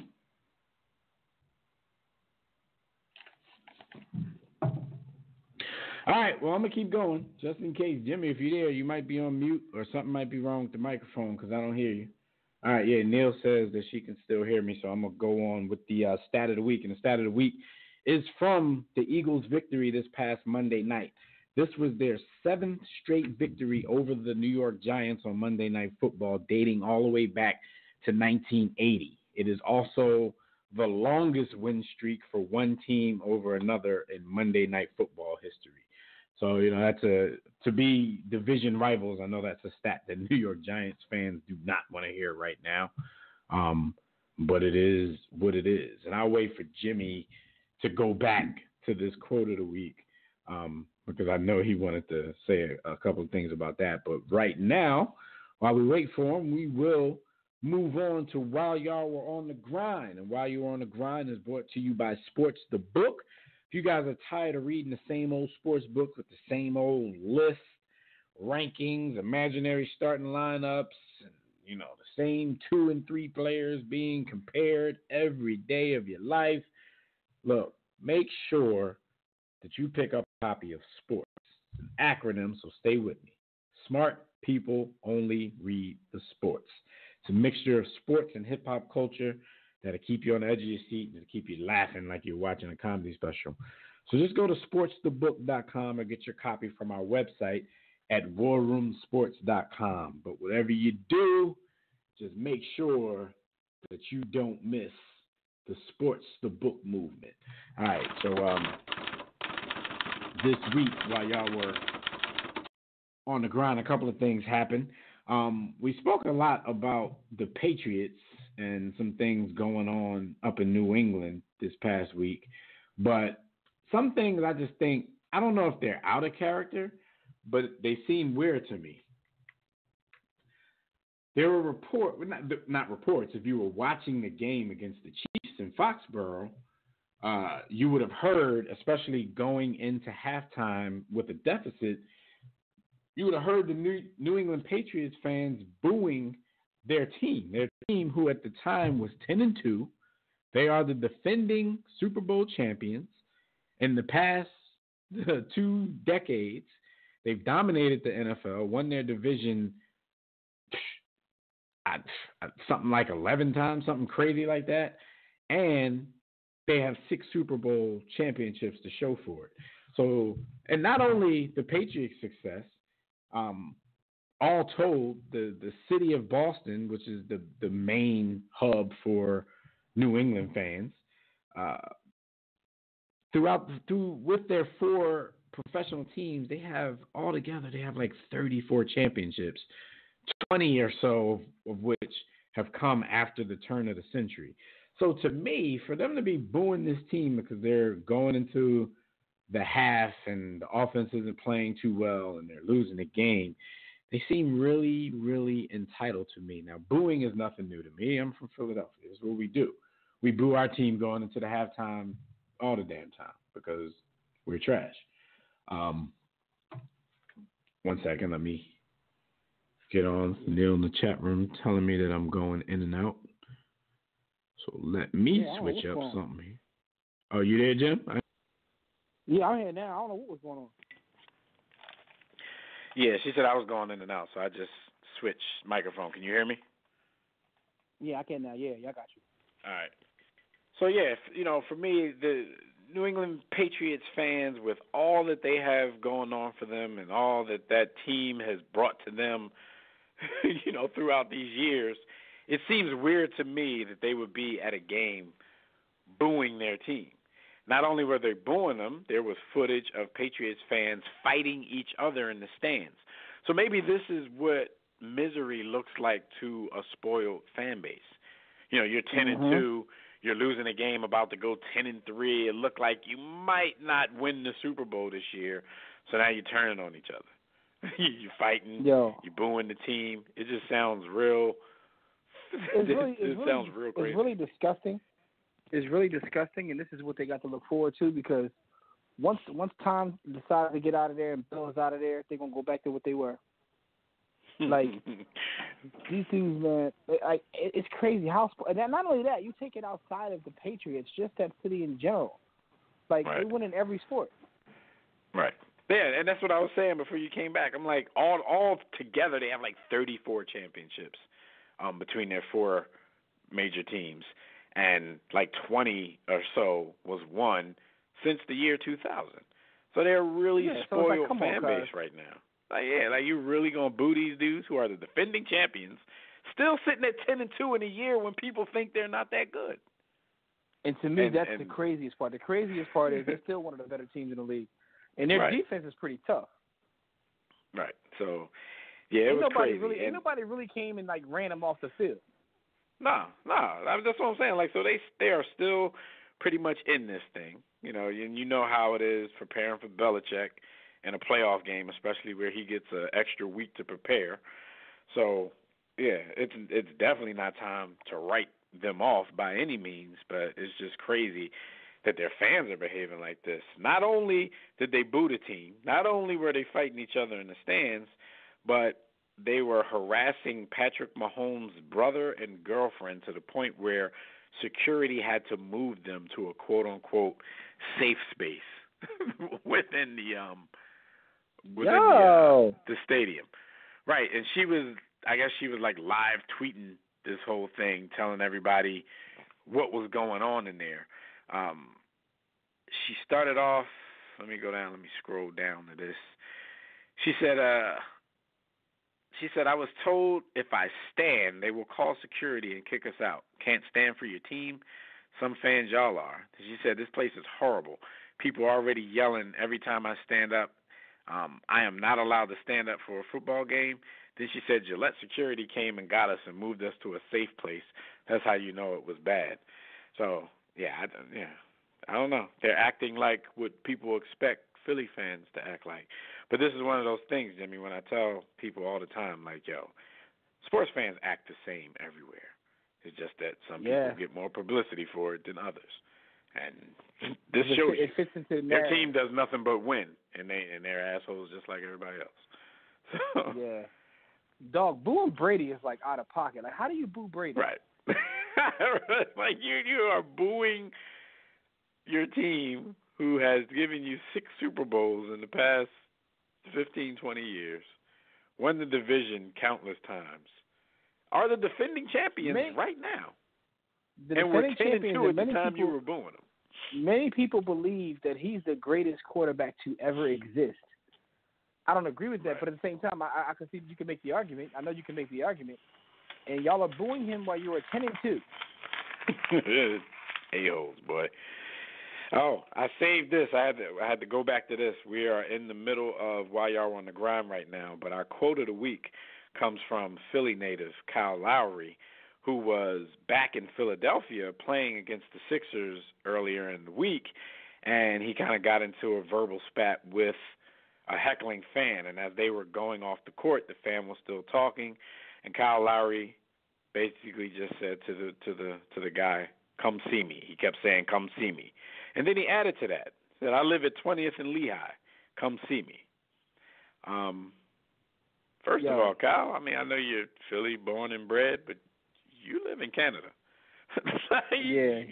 And I'm pretty sure that when you're home, even if you spend summers in Philly, which most of y'all don't spend summers in your hometown, everybody runs out to L.A., but I'm pretty sure you don't live at 20th and Lehigh. Dog, there's no residential properties at 20th and Lehigh. Like, 20th and Lehigh is a mega church. It's a mega church. And that's impressive, because with 20th and Lehigh probably used to be, like, dude, you don't even want to say that you live at 20th and Lehigh. So it's a mega church there now. Yeah, it's a mega church. There's no residential property, so I don't even know where I guess maybe so that's the block. Was that tough talk to say that I'm no longer Tough Talking. So if you want to come see me, let me know if you need a new church home, and I'll get that done for you. So come see me. Maybe he was trying to recruit for his church. Maybe that's where his family goes to church or something like. Maybe he paid to build that joint. Maybe he's the biggest donor to the church. So he's figuring, this is my home. This is my church home. So if you want to see me, come to 20th and Lehigh. Yo, you invited boy to his church home. That's good stuff, Shout man. out to Kyle Lowry. Because it seemed like all the Philly dudes who come back, they don't usually get into stuff with the crowd, but they all seem to get into stuff with Ben Simmons. Like every Philly dude that comes home and plays against the Sixers wants to knock Ben Simmons the F out. Shout out to Kyle Lowry, who once invited him up the tunnel when they both got ejected from a game, invited him to throw hands in the tunnel. And shout out to Marcus Morris, who gets into it with Ben Simmons and or Joel Embiid every time they get together. So shout out to Philly dudes not liking these dudes, I guess, taking over their city, so they got to pull rank every time they come visit the Sixers. All right, so let's get back to the while y'all were on the grind. Lizzo was in the news all week because she was at the Lakers game showing her ass. And when I say that, I mean literally showing her ass. Whatever she had on, a T-shirt, dress, or whatever it was, had a full Prince-like ass cut out in the back. She turned around, twerked for the camera with a giant thong on. I think she had on some fishnets, though, because a lot of people were like, yo, she got her bare ass on the seats at Staples Center, but maybe just some of her bare ass, because I think she had on fishnets over the thong. People have been talking about this all week, Jimmy. Crazy part is, like, in the chat, I don't remember us giving it more than a couple of bars. Like, I was the bigger news story to me is how when they were interviewing her, she was trying to throw the litter box at Cat the whole time. So litter box Cat. I see what you did there. But to me, like, it wasn't that big of a story. Like, first of all, like, and the crazy part is, like, Lizzo is talented, man. Like, I've been a fan of Lizzo for a little while now. When I saw her at she performed at Jay-Z's Made in America probably like 4 or 5 years ago. I didn't know who she was at the time, and she bodied it. Her stage show was crazy, and I was like, yo, she got talent. But she's since been gentrified. She don't even belong to us no more. And so she's gentrified now. And to me, the legs this story got is a little bit crazier. Like, the biggest problem with me is, like, yo, you gonna put your bare ass on the seat? Like, they don't clean them seats. Right. It's not even about the next person. It's about you. Like, why are you ill? Yeah, you put me on the ass. Hey, come on, Lizzo. You probably she probably got ass AIDS right now because just. I mean, she definitely was drawing. I was just like, okay, yeah, she's drawing. You show it to me, I'm like, oh yeah, she was drawing with a butt out at the game, national TV game. But dude, I still don't understand why the story got so much legs. Like, okay, yeah, she's an entertainer who's trying to get attention. Like, yeah, and I heard that's what she does. Like, I heard she draws a lot. Like, that's what I heard. Like, people say she tries too hard. That try to get attention. Like, but that's what they all do. Like, Dennis Rodman did it while playing sports. Like, right. That's what I'm saying. I think this whole week turned into a referendum on her insecurities. But I'm like, all right. It's just, like I said, the funnier part to me was she was trying to throw Cat the box, like, on TV. Yo, this never is even met the boy. Cardi B went into court yesterday. I don't know if you saw the footage of this. She had like a mink coat on that like dragged, and the joint dragged like 6 city blocks, like it was drawn. I'm like, this is what they do. This is what celebrities do. No matter what the situation is, I got to get attention. But so you think Cat gonna be, you think he gonna try to get in touch with her representatives? Well, and this is where you think, yeah, because somebody asked her.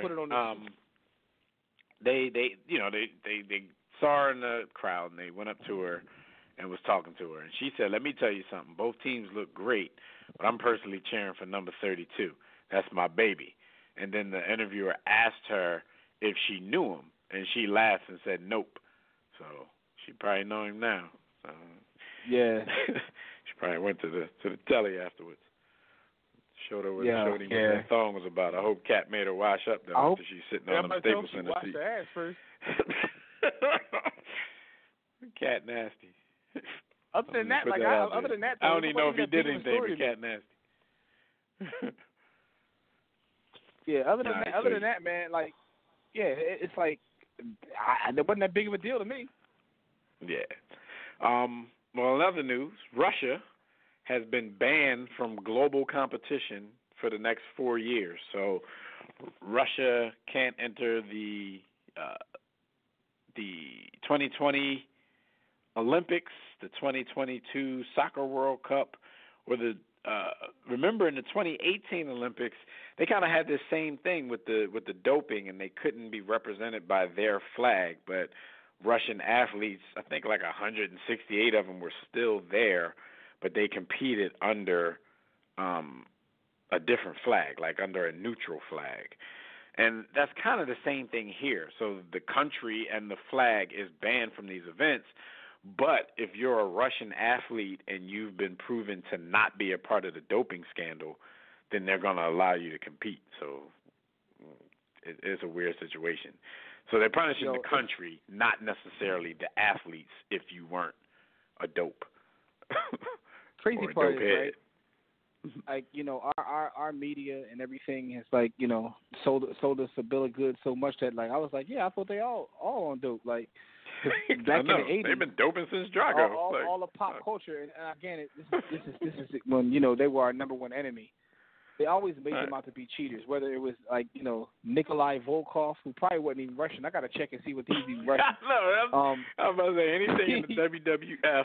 Shout out to the WWF, not the E. Nikolai Volkov. All that Nikolai was Volkov's probably from 20th and Lehigh. But so whether it was him, Iron Sheik probably from Wisconsin. Yo, if he dies, he dies. Rocky, like right, the whole sticking thing needles of, like, in his head. Russian. Like, yeah, he was taking needles in the movie, like, you know, and the propaganda. You know, it shows you how powerful, like, media is. Because I bought into it because that's all you showed me. Mhm. So the country flag was a Balco flag. That's just what, I'm like, that's what it they is. do, don't they? I thought that's what they do. That's what y'all do? All right. Well, there's still a lot of people that's not getting over the whole Michael Vick thing, because Mike Vick has been chosen as a quote-unquote legend to be one of the captains at the NFL Pro Bowl this year. But more than 500,000 people, they're being termed as animal lovers. I doubt that all 500,000 of these people are animal lovers. They probably go by a different title.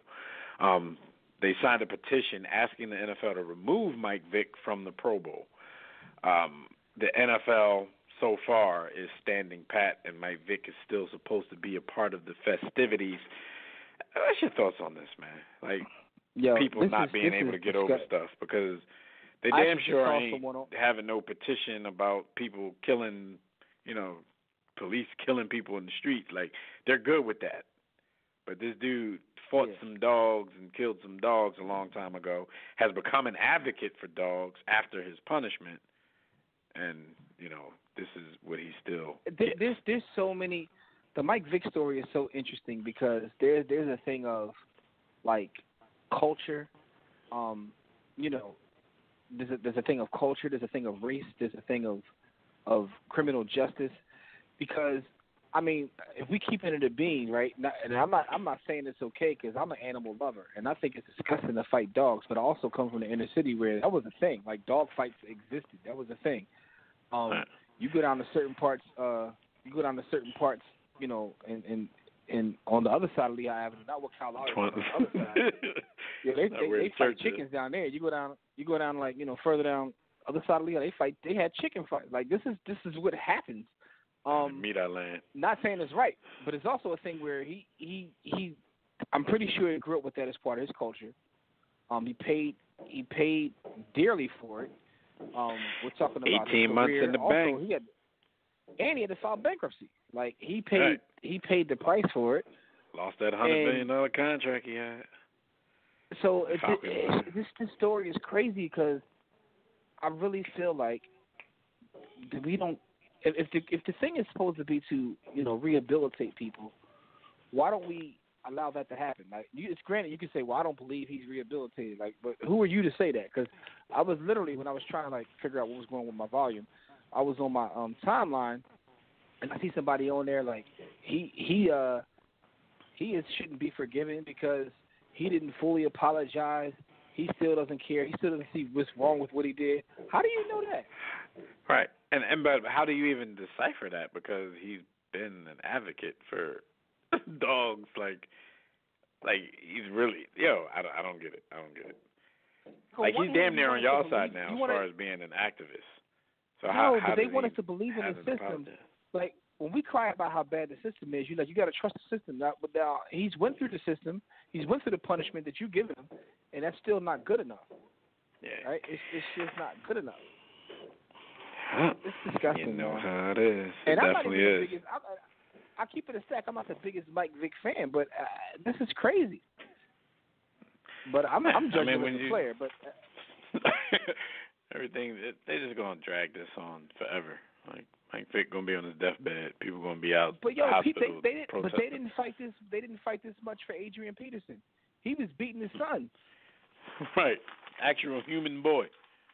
They didn't care. He was a little black boy. Did they really care? What's the favorite receiver for Eagles?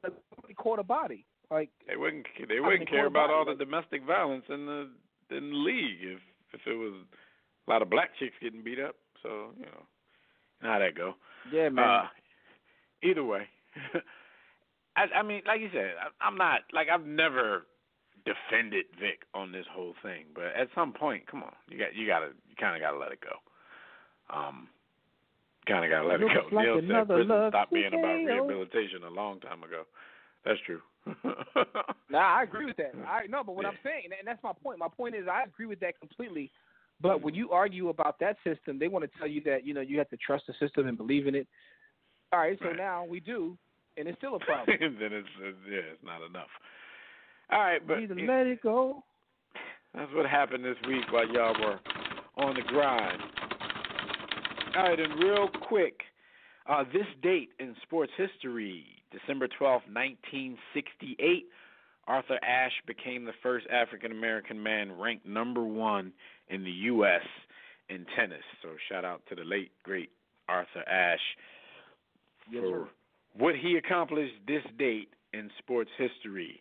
All right, before we get into the stretch run and talk a little NBA rap, everybody out there, you make sure you check out our website at warroomsports.com. If you want to call in and speak with us about any NBA topic, you can do that now. Dial the Digital Extreme Tech hotline. That number is 323-410-0012. Press 1 when prompted. But if you're already listening from your phone, just press 1 if you want to talk.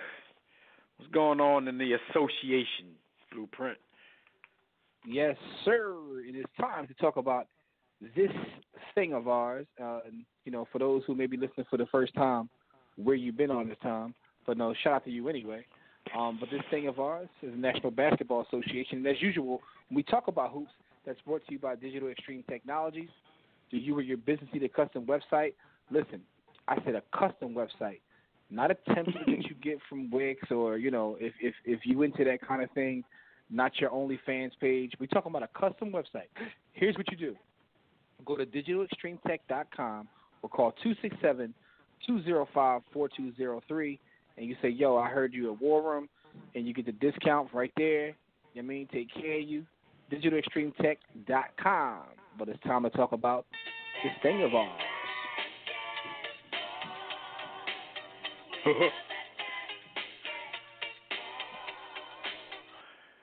Yo, that's considered a classic song, but even when you listen to that, you're like, yo, Curtis Blow. Yeah.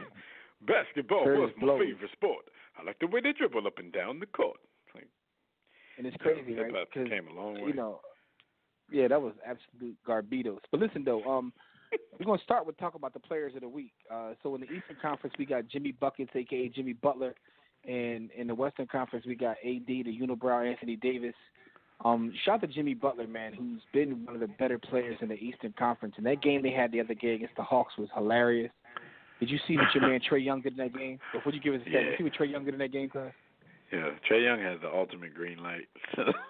He's allowed to do whatever he wants. I'm talking about at the end of the game, they were up. I think they were up maybe like 4 points. He made a play, and they scored a bucket, and they was up 6 points with like a minute and 30 left, and Trae Young is screaming, "It's over! It's over!" So obviously, Miami comes down and knocks down a 3. They stop Atlanta. Knock down another 3. Jimmy buckets at the end of the game, knocks down another 3. They go into overtime, and then Miami goes on a 22-0 run. Damn. Yo, how do you lose in overtime by 14? They lost by 14. I remember that they went to overtime the other night, but I did not remember that it was a 14-point game when it was all said and done. Dog, they lost by 14. But Jimmy buckets, made the big shots, and I'm like, yo, it's crazy because playing in Philadelphia last year, he made the big shots when they were needed, and he's still doing the same thing. It's like this dude. Yeah, that's his baller. thing.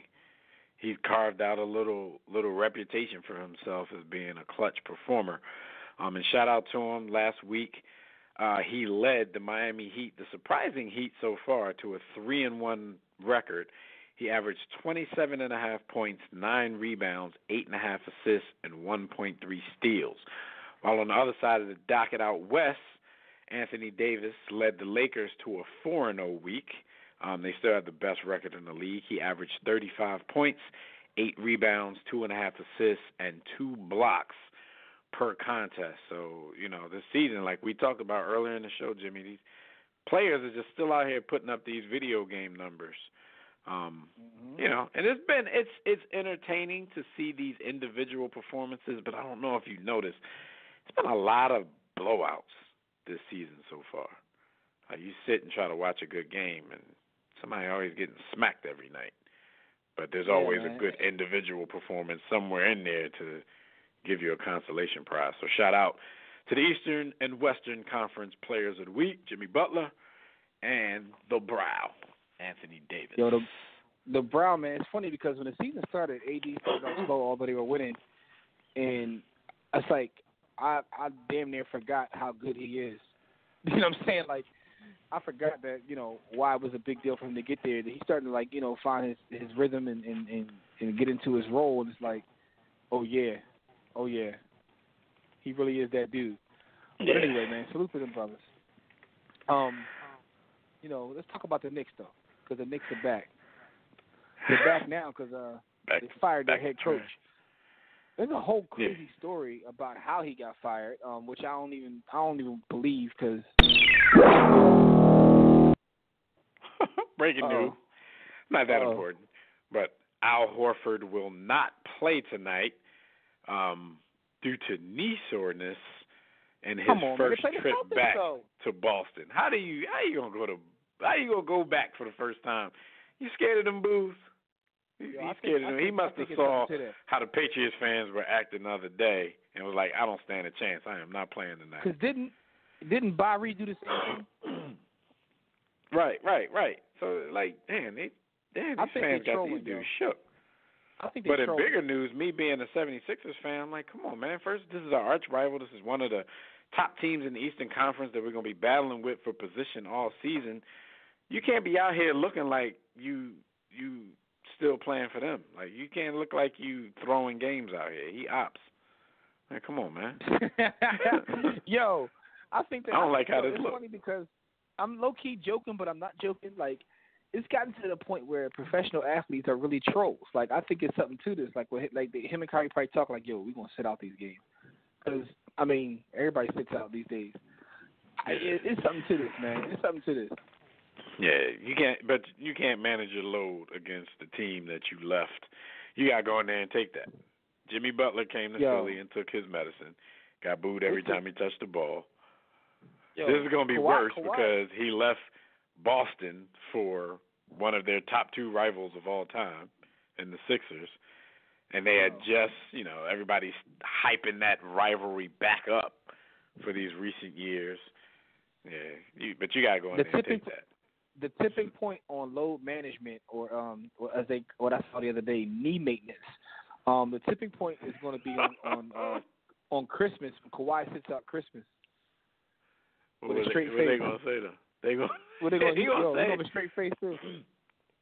Yeah, but what's it gonna say in the box score? It's not gonna say knee management. It's not gonna say load management. It's gonna say something like family management. Like it's Christmas. He wanted to be home to open his presents or something like gift management. Yo, come on, man. Kawhi Leonard, I think he's all about pushing the limits. Like he's all about flexing his power over the league. Did you see like on his championship ring that he just recently got?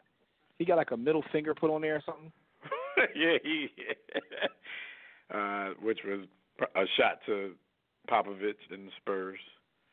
Yo, boy's out here serving a bunch of Troll House cookies, man. He just, it's crazy. Entertainment, man. Entertainment. And doesn't say nothing out his mouth. So he just talk. He speak with his actions. Yo, Dennis Rodman will flourish in 2019. But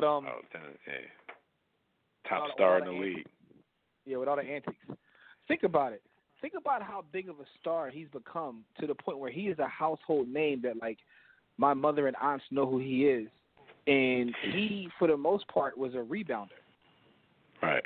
When you really Jimmy, break down, Dennis Rodman would have been tweeting from the bench. Yes, maybe not the bench. He might have been tweeting from the scores table, like checking in. He might have been tweeting. He might have been tweeting while somebody was at the foul line. While he's in the game. While he's in the game, like pull it out his sock or something.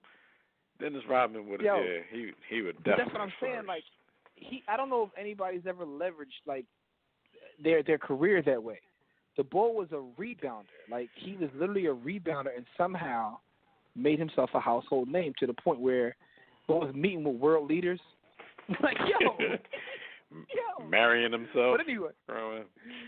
Yeah, out of control. Anyway, man, but getting back to the Knicks, because, you know, we always enjoy talking about the Knicks because we get to bash them because they're pretty ass. David Fizdale was fired. Shout out to David Fizdale to sit at home with his wife and, you know, spend the Knicks money to do nothing. So he might have had the best season out of anybody associated with that organization this year by getting fired because they're a mess. They got 47 power forwards. They can't play under pressure. The owner is ass cheeks. We've got a burner account to defend himself on Twitter. And according to if that source that we had was real, like Fizdale didn't enjoy any of those pickups, all those power forwards that they picked up, and he was just out there trying to do the best he could with what he had. He goes away with them still being on the hook for like $15 million of his $22 million salary. So that's good, you know. And people say, you know, he get to spend more time with his wife. Like, you know, let's be real. No matter how hot your wife is, you really don't want to. You don't want that to be the case. I know where you're going with that. But I think we all say that because we all want to spend time. We always spend time with it. No, I'm sorry. Go ahead. Right. I mean, so, you know, you get your whole $22 million to go away. But at the same time, coaching is his livelihood. Like, we look at that and we kind of, you know, we got to get these jokes off. Like, yeah, he was the big winner in this. He's going to get another job, though. He's going to get another job. Yeah, but he's going to have to go back through the ranks again. I think his next job will be as an assistant somewhere. Because he don't got the complexion for the connection. Right. He's been fired from 2 places in the last two years. So it's going to be a little harder for him to get back on that, you know, that part of the mountain. But reading some of that transcript from the conversation between himself and the general manager that we were reading the other day, he might not want to get back to that part of the mountain. He might, after this job, just wish that he remained an assistant somewhere. Because didn't he say somewhere in that conversation, like, man, I wish I was back in the video room. Like, the Knicks make you that depressed that you want to go back to being a damn intern or something.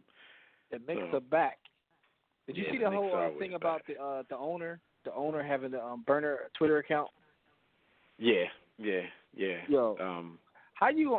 First of all, the reason I believe that is because who's randomly a fan of him, where you get on there and all your tweets are saying positive things about the owner or retweeting somebody. Because you've never heard anybody say positive things about him. So, dog, that's the whole Twitter. It doesn't even like everybody who tweets always tweets out something BS like once in a while. That's all this account is doing.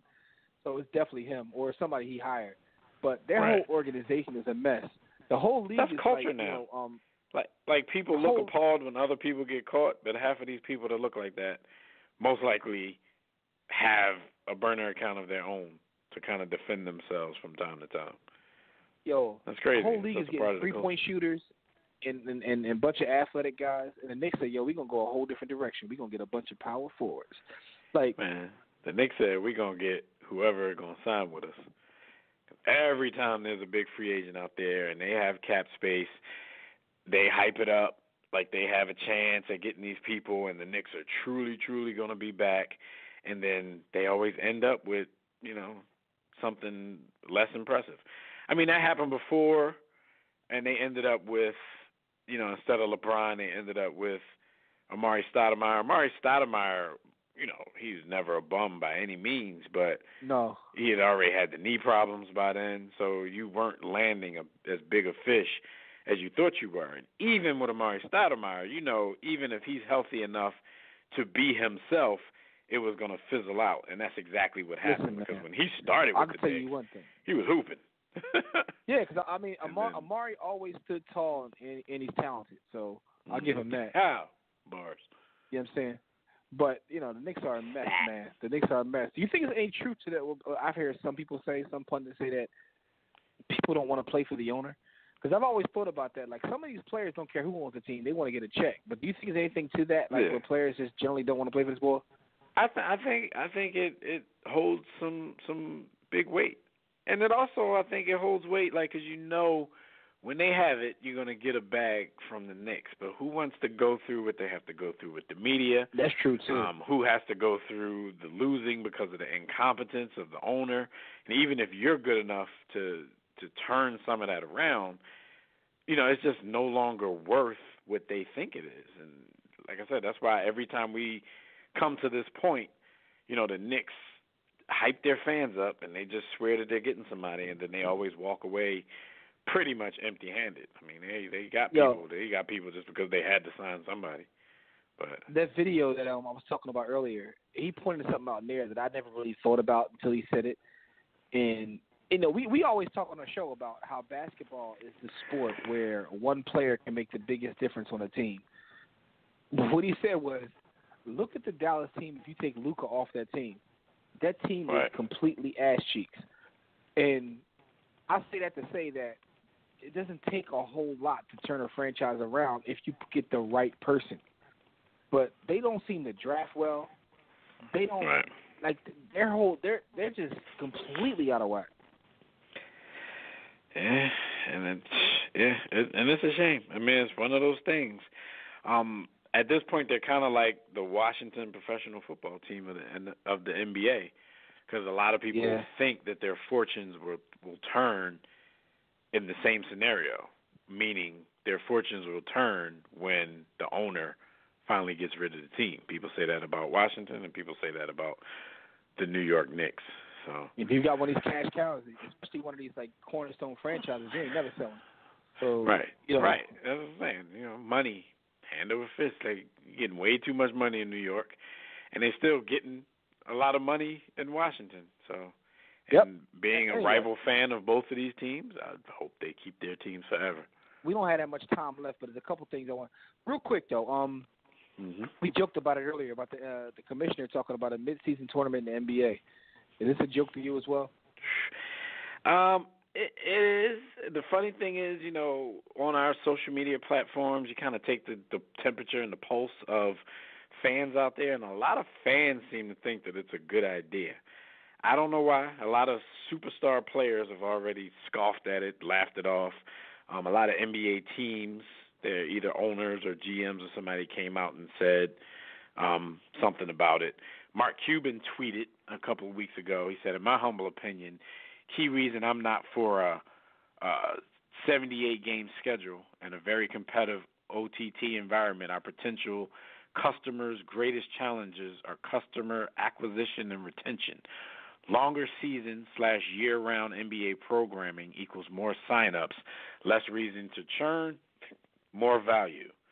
So, and that's the thing. They're talking about going down to a 78-game season, but during the Thanksgiving and Christmas holiday, run this tournament. I don't know how many rounds. I don't know, what exactly It is. I'm pretty sure more details are out there. I just haven't seen them. Listen, man. But how are you selling less games if you're having a tournament? Like, the only people that's really going to have less games are the people that are trash in that mid-season tournament.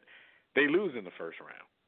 Then you truly have less games. Man. But if you're a good team, it's a deeper, darker criminal link here, man. Because what's going on is this: they keep leaking all this stuff about having to change things because of ratings and this, that, and the third. That's because it's time for that CBA. So I think this is something deeper than that. This is part of the conspiracy. You're just trying to find stuff to do. Well. And the thing, a lot of people, like, they ask, like, James Harden, and he's like, man, the only thing that's important out here is trying to get that NBA ring. So it's like nobody's going to be taking this seriously. Like, I wouldn't be surprised if everybody load managed the whole thing and you just let your bench go at it. What Kawhi called the Larry O.B.? Larry O.B. The Larry O.B. is all that they really worried about. I was about that Larry O.B. So I heard they were trying to throw incentives out there, like I don't know, early draft pick, if not the first draft pick for the team that wins this tournament. I think you still will get the same people who would have gotten early draft picks anyway, because the good teams who think they're in line for a Larry O.B. is not going to go play hard in some tournament that has nothing to do with their season. You know what I mean? I think so. Extra first-round pick. I don't know what it is, but I think the commissioner's trolling too. I think the commissioner's trolling. Yeah. Here's an idea. Instead of that, when we get down to lottery teams, how many teams in the lottery? 13 or something like that. Mm-hmm. Make the lottery teams play in a tournament for their position as opposed to just putting about ping pong balls. There you go. After the finals. Oh, that's right. Cut the check, Silver. Cut the check. Anyway, man. Well, maybe it can't go after the finals. That's too close to the draft. But maybe, during the finals, playoffs are still going on. You put them on NBA TV after all of them. There you go. Because by the time you get to a certain round, NBA TV has no more playoff games, and it's just the big networks. Yo, put it on Amazon Prime. I'm pretty sure you can get an amazing bag from Amazon to have that digital content on Amazon TV, and all the terrible teams play for their positions in the draft. There you go. Cut a check. Yo, we already talked really about Barkley and Shaq, and so we ain't gotta really go through that other than to say that Joel, man, Mom Spaghetti moment, doggy. Now he definitely got to step it up even more now because he ain't got his fellow big down there. So you all we got. Let's get it. Anyway, man, thank you, brothers and sisters, for joining us for another briefing in the War Room. Shout out to everybody in the chat room, Facebook, Twitter, in the group chat. Salute to all of y'all. You know what I'm saying? Special thanks to Gus Griffin for coming on and giving his investment picks. Tune in next week live right here on demand. We're going to review NFL Week 15 and preview Week 16. Damn, the season went fast. And catch you up on everything happening around the world of sports. So until then, enjoy your weekend. Enjoy your start of next week. And we'll see you right back here next time. Catch all of our conversations, everything we do, all of our social media, our blogs, webcasts, network podcasts at the hub. That's called WarRoomSports.com. Pick up my book, Sports, the Book of Sports, thebook.com, or at the hub of WarRoomSports.com. But until next time, everybody, don't accept mediocrity. Be steadfast in the war against ignorance. And we'll see you chunks sometime.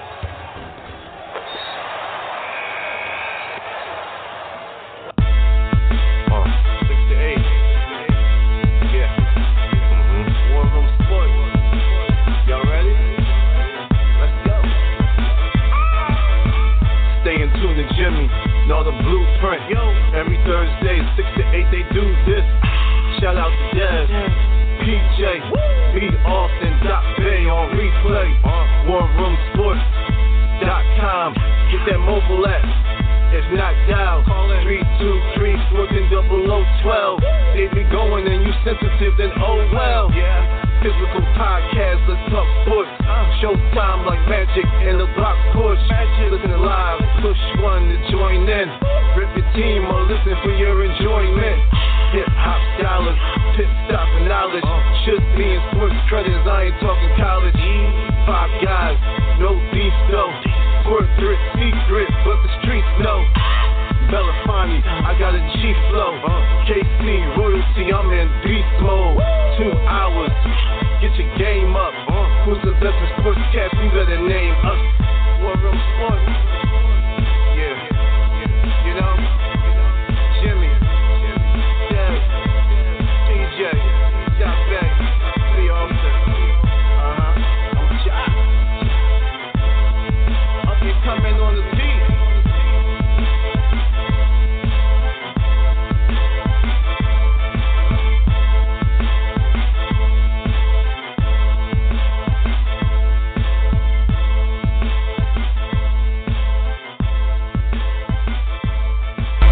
War Room Sports.